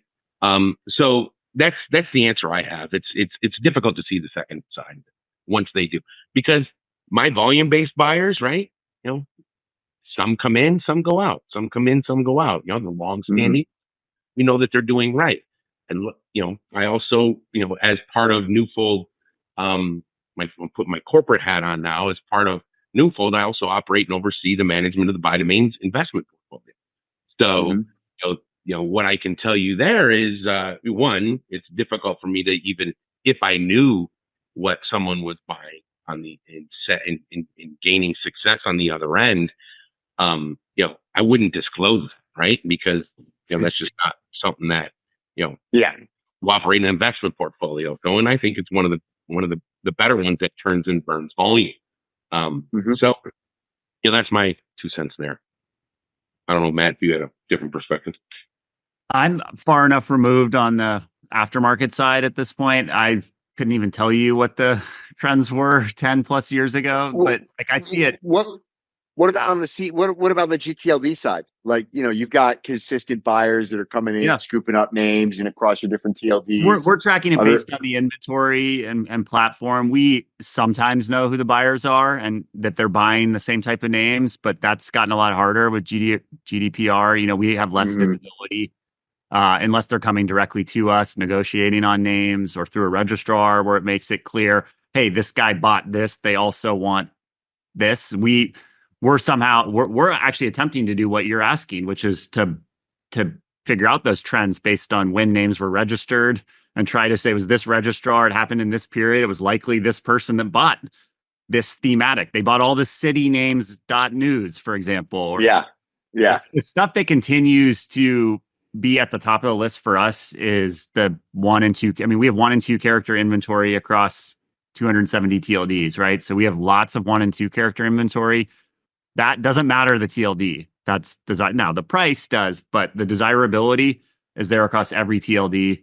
I mentioned bet.bet, those repeaters, which if I went back to 2011 when we're creating premium name, we reserved some of them just because they were novel. I never would have guessed that the most desired, literally the most popular name in every single TLD was that repeating one. Huh. Really? Yeah, That's it's wild. Really crazy. Do they get a lot of traffic? Is that why? I don't think they get a lot of traffic.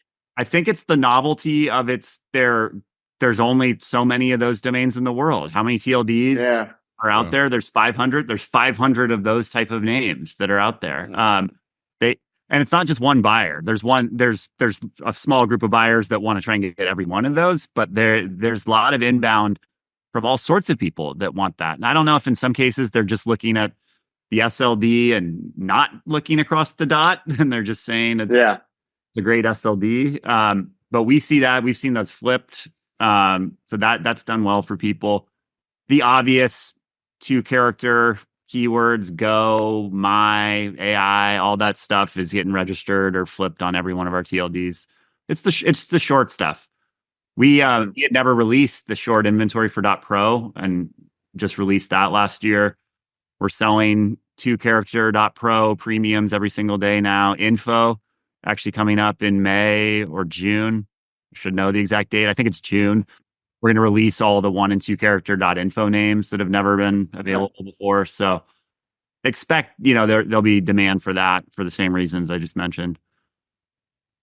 Yeah, that's pretty cool, man. I'll answer really quick because what I always found was interesting was that you'd see folks that would come in and buy a lot of names on NameJet, and but not everybody's created equal. And this is kind of going back to people needing to manage their capital properly and having a plan to sell their names and all that stuff. Because I saw Frank Schilling build his portfolio over years and have successful exit, obviously, when he sold his portfolio and his names. And, a handful of other folks that have been buying .coms for a long time, continuing to just stack and add to their portfolio. Even people that, would be surprising when you're like, oh, they've got a big portfolio of .com domains, so it's like, and I'm talking extremely successful people who have built really strong domain portfolios under the radar in a way that they've, made themselves a whole ton of money. I've also seen people come on with like, a bunch of cash and spend it like, like a drunken sailor. And then, hey, can you help me sell some of these names? I need cash now. Right. So, so for as much as we've seen the success, we've also seen people fail because they just haven't managed their capital, and what their plan is to add and then sell those same names and what makes a good domain, right? So, I think it all comes down to, really trying to find the right, the right strategy. One of the things I've always said about Drew is that his ability to see a name and understand kind of the value of that domain pretty quickly, doing a couple, looking at some of the databases, the search volume, and some of the other stuff to just determine, hey, where does this name sit and how, is it a valuable name or not? There are plenty of times where I'm like, what do you think of this name? This seems like a great name. It's like, oh, that name is garbage because of, it doesn't get any search, and it's not actually the name in that particular, business, and the commercial use of that name is non-existent, and, all that kind of stuff. So I just think it's more important than ever for folks that, they're investing their money and their time, that they try to do it wisely. I think one of the things that I keep kind of harping on here in this particular show, this episode today, is that, it's not easy to stay on top of all of this kind of stuff to figure out where you want to pick your spots, and it's so the better you can get your processes and your systems and your shit organized, the better you're going to be, and the better your strategy is, and the more cash you have, and the better you are at managing all of that, the better you're going to be too. So it's not an easy slog, I mean, that's why we exist, to help people through that process,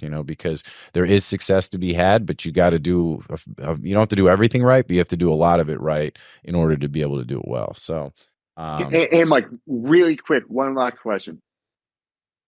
Similar to what I was asking about, the number of active buyers, but in terms of average sell price, have you seen a material increase over, let's say, the last 5 years in average sell price across average domain sales price? I don't know if you could talk about that or not.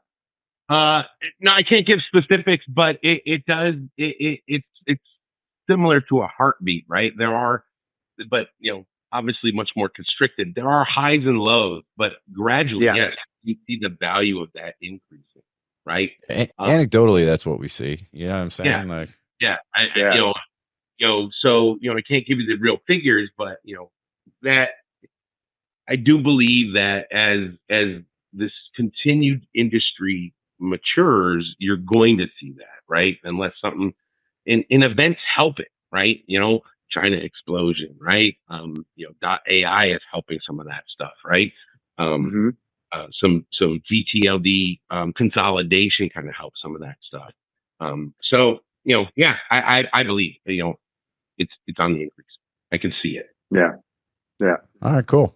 All right, well, look at like GoDaddy show it too, right? In their yeah. I mean, I just looked at it. Anecdotally, it's like I used to, particularly on NameJet. I'm going through these lists.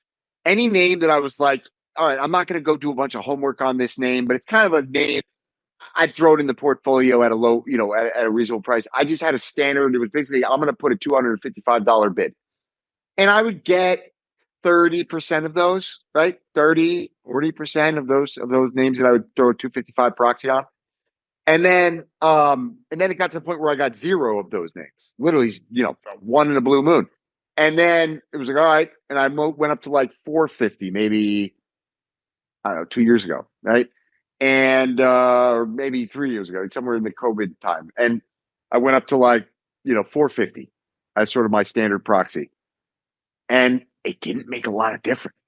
I was like, oh, okay. So, I'm getting a name or two a day, but I'm missing most of those names that I was bidding on. And now, and then I was like, all right, I feel like I'm priced out. Like, I don't know that I want to be. And now I'm sort of, starting to dip my toe back in the water of, all right, let's start building a portfolio again. And I'm like, whoa, I got to be at like 750 or 650 to get the same names that the same caliber of names that I just throw that 250 proxy on and get a good chunk. So it seems that prices on the aftermarket are price is increasing and your supply is maintaining, if not decreasing, from a quality standpoint, which we all can agree is subjective, right? As people are aware, I would assume that less names become available to our aftermarket buyers. But right, haven't seen that in 20 years.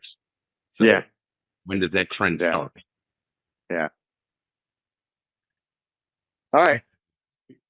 All right, guys. Well, look, appreciate the time. I know we went over, but this was awesome. And, we definitely covered a lot of ground. I think there's a lot of exciting stuff happening, and, appreciate everything you guys are doing and taking the time. Any last minute, normally we run through like a grand closing where if there's anything that you wanted to cover or throw out there to the universe, promotional or otherwise, now would be the time to do it. Mike, starting with you, you have anything else that you haven't? No, just know that, now that Newfold has, a single back end for our auction platforms, we're listening to the buyers on what we want to help them with finding inventory. That's the number one goal for us. How do we help you find inventory that you want? Right. So I want to appreciate you guys for inviting me. This is, again, like my first time on here. So I thoroughly was excited and I enjoyed it. So JT, you and I, we go way back. So Hey man, I'm just glad you finally showed up. I've been bugging you forever. You know what I mean? So all Oh, you good. finally owed up on that lunch you owed me. Hey, First things first. Yeah, no doubt, no doubt. All right, Matt, what about you, man? On your side, I know this was more of a memory lane kind of exercise for you than talking about some of the current stuff, and we can have you back on and talk through more of your, the stuff you're actually working on and dealing with now. Yeah. But anything else on your end before you jump? I could take us down a few tangents here, but in the interest of time, won't. No, it was super fun to chat. Memory lane, got rid of a few cobwebs on aftermarket. Some of the how it functions. It was great. I guess just if you want to hit us up on anything, Connor Fisher is the guy on our side. Yeah, there's ever big shout out good to Connor. name. Yeah, any names that we have reserved or any names that you see that you don't know how to buy, like he's the main broker, the main guy to go to within, if you want to chat pricing on our side, and look out for those. If you like info names, we're releasing all those later this year, the 1 and 2 character. Yeah, you guys have, with the different .io, .info, not to mention all the descriptive domain strings that you have. And we've worked. Yeah. And we worked with Connor recently. We acquired some names for our own portfolio. So, big shout out to Connor and, all good. You guys are calm buyers, calm centric, I would say. But primarily. You've been pretty like open about that. You look for value. It's not totally. I'm a value investor. That's what I am. Right. So, basically in anything, whether it's gemstones, domain names, cars, I love value. You know what I mean? Like, I said I wasn't going to take us down a tangent, but I want to ask a question anyway, and then you can cut this if you need to. But like most people, there's so many people that still, it's like blows my mind. 11 years into this program that are still so anti, and like any positive news about new TLDs, descriptive domains, it's just like a visceral reaction of kind of hate towards it. And I think that the .com marketing has really softened. I don't think there's a lot of like screw.com. We're all just trying to grow the pie. Why do you think that there is, and maybe it's a vocal minority, but a real vocal at times? Why? I can only speak about my own journey. Okay. Yeah. But I do think that my journey in some ways is reflective of the, overall market. I was extremely, anti new gTLD when the program was announced and coming out. I was like, guys, it's going to cause confusion and so much stupidity. And I completely missed the forest for the trees, which was, this is literally probably the greatest business opportunity, ever, right? To own some of these registries and introduce these new, namespaces, and then literally be able to have the opportunity to develop these namespaces and sort of curate, what that namespace means, define it in the public markets. I completely missed that. So then I came to the realization of like, oh, wow. Okay. Well, I still don't really believe that the domain names themselves are great from a domain investor standpoint, but I completely missed that being a registry operator is a phenomenal business. Like literally it's the first opportunity to have your own, money tree, that's been introduced, in 70 years. Right? So it was a great opportunity for the people that took advantage of it, and hats off to everybody that did. And then I saw a few of our clients acquire some names. We brokered a few big names. I had conversations with people, and it was like, I think it's kind of where I've come with a lot of things, which is that anytime you have really strong feelings that push you towards one end of a spectrum or the other, you're wrong. Like almost 99% of the time, you're going to be wrong, right? So it's like, new gTLD suck. You're wrong. .com is the only thing that matters. You're probably wrong, right? Like, it's so the answer is sort of always somewhere in the middle. And so what I arrived at is kind of where I arrived at, or tried to arrive at with Andy Booth when we had the .ai conversation on here, is that .com is king. There are trillions of dollars in market share that have been acquired over a 30-year period, in .com, with marketing and advertising and consumer behavior and all this and all that. And that's not going to change. But that doesn't mean that there isn't a tens of hundreds of billions of dollars market of companies that don't need that or want an alternative or need to carve out a namespace that's separate for whatever reason. Or in particular, what makes up America, 40% of, no, I think it's 60% of all GDP in America is small and medium-sized businesses.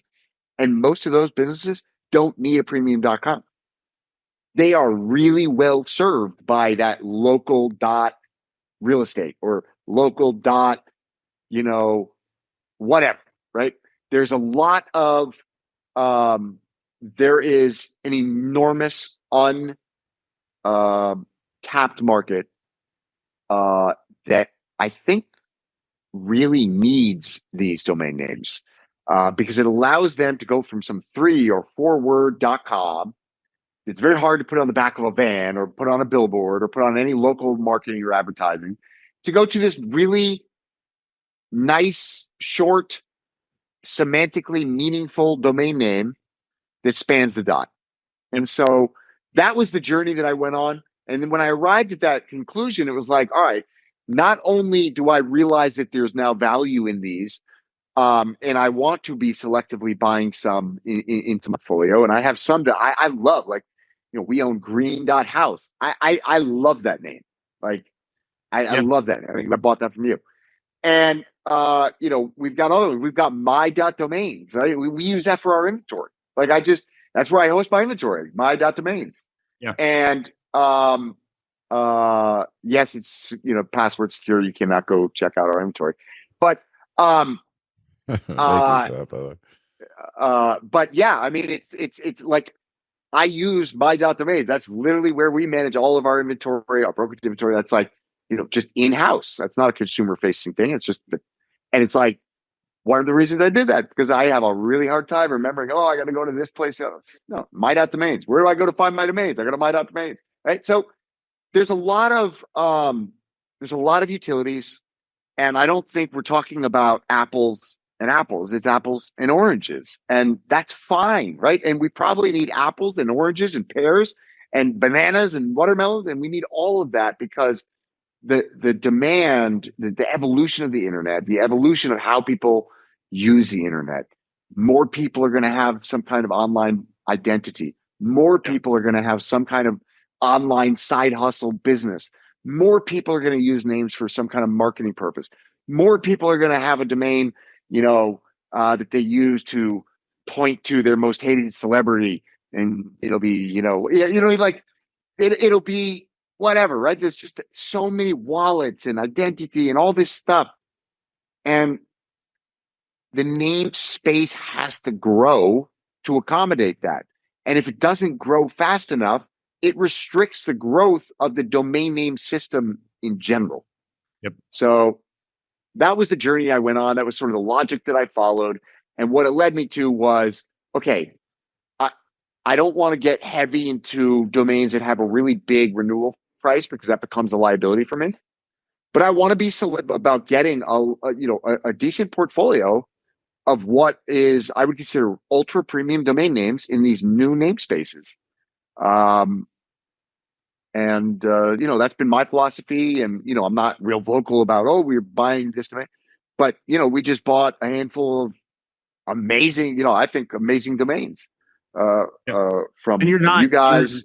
You're not alone. I mean, there's a lot of folks that would never say it on social media that have portfolios of ours because they take that more or less that same approach to it. And I've always viewed it from the beginning. By the way, I invest in domains myself. I have some new gTLDs. You've been one of the most level-headed domain investors. I've .com names myself too, but I've long believed in this program because I think if we can fulfill the promise of it, right, of why they were created, you're expanding the market for domains. Yeah, 100%.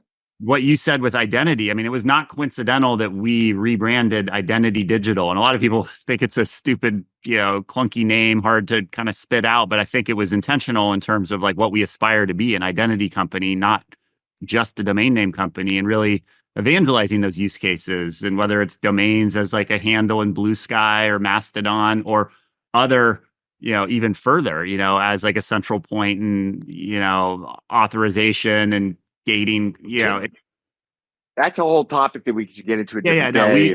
We got to close out, but like people don't realize that domains are central to Noster and all of these let's say it's domain centric. Domains are the central point of truth in that entire concept. The mapping of everything starts with a domain.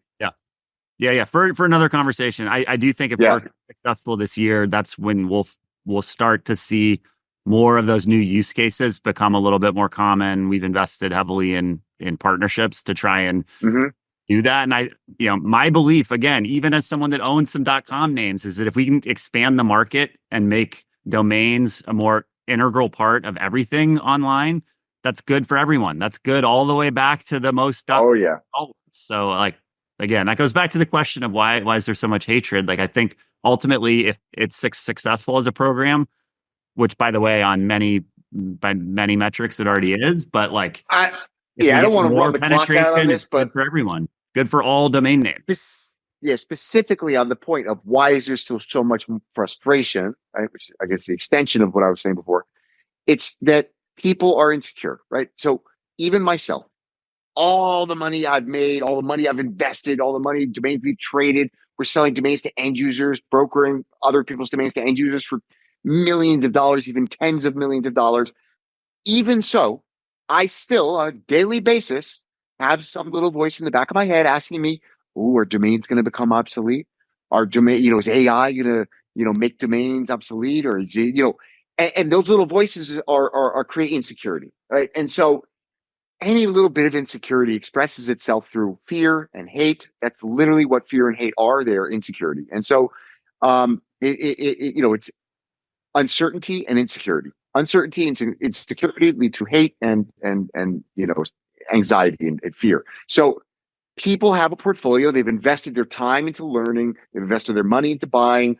They've got this portfolio of domains, and they see these new TLDs as a threat to dilute the market and take potential buyer away from their domains. And so they lash out, right? And that's what it is. And you see that in every facet of life. Yep. Well, I think we lived up to the down the rabbit hole. We did. We made it all the way down the rabbit hole and back. And that's what it's all about. No, but listen, guys, thank you so much for taking the time. This was awesome. I've been looking forward to this. I love our regular shows, but it's nice to be able to dive into some new stuff and, really, and things that are pertinent and useful to our audience. I mean, this is great. And it's always great seeing you guys too. Some of the best in the biz here on this show, as we try to do. And I feel like we definitely delivered today. So with all of that good stuff, I'm going to go ahead and say thank you to you guys for being here. Drew, as always, to the audience, thank you so much for tuning in. I say it on every show. Without you, there's no us. With that, we'll say goodbye. It was a great time. Thanks to everybody for watching. Since it is a down the rabbit hole, we say fair farin, which is a Scottish phrase that means good journey. May you travel far under fair skies and even further down dark, deep rabbit holes. So thanks, everybody. We'll see you next time here on Domain Sherpa. Oh, Drew, you got something to say? No, I was just going to say a special thank you for me. It was a pleasure having both of you guys on here. You guys both predate me in the domain industry. And so, it's really a treat to have some real OGs that deep knowledge in this market. So thank you for spending the time, guys. Appreciate that. Anytime. My pleasure. Thanks. All right. Peace out, y'all. And see everybody next time on Domain Sherpa, where all roads lead to domains.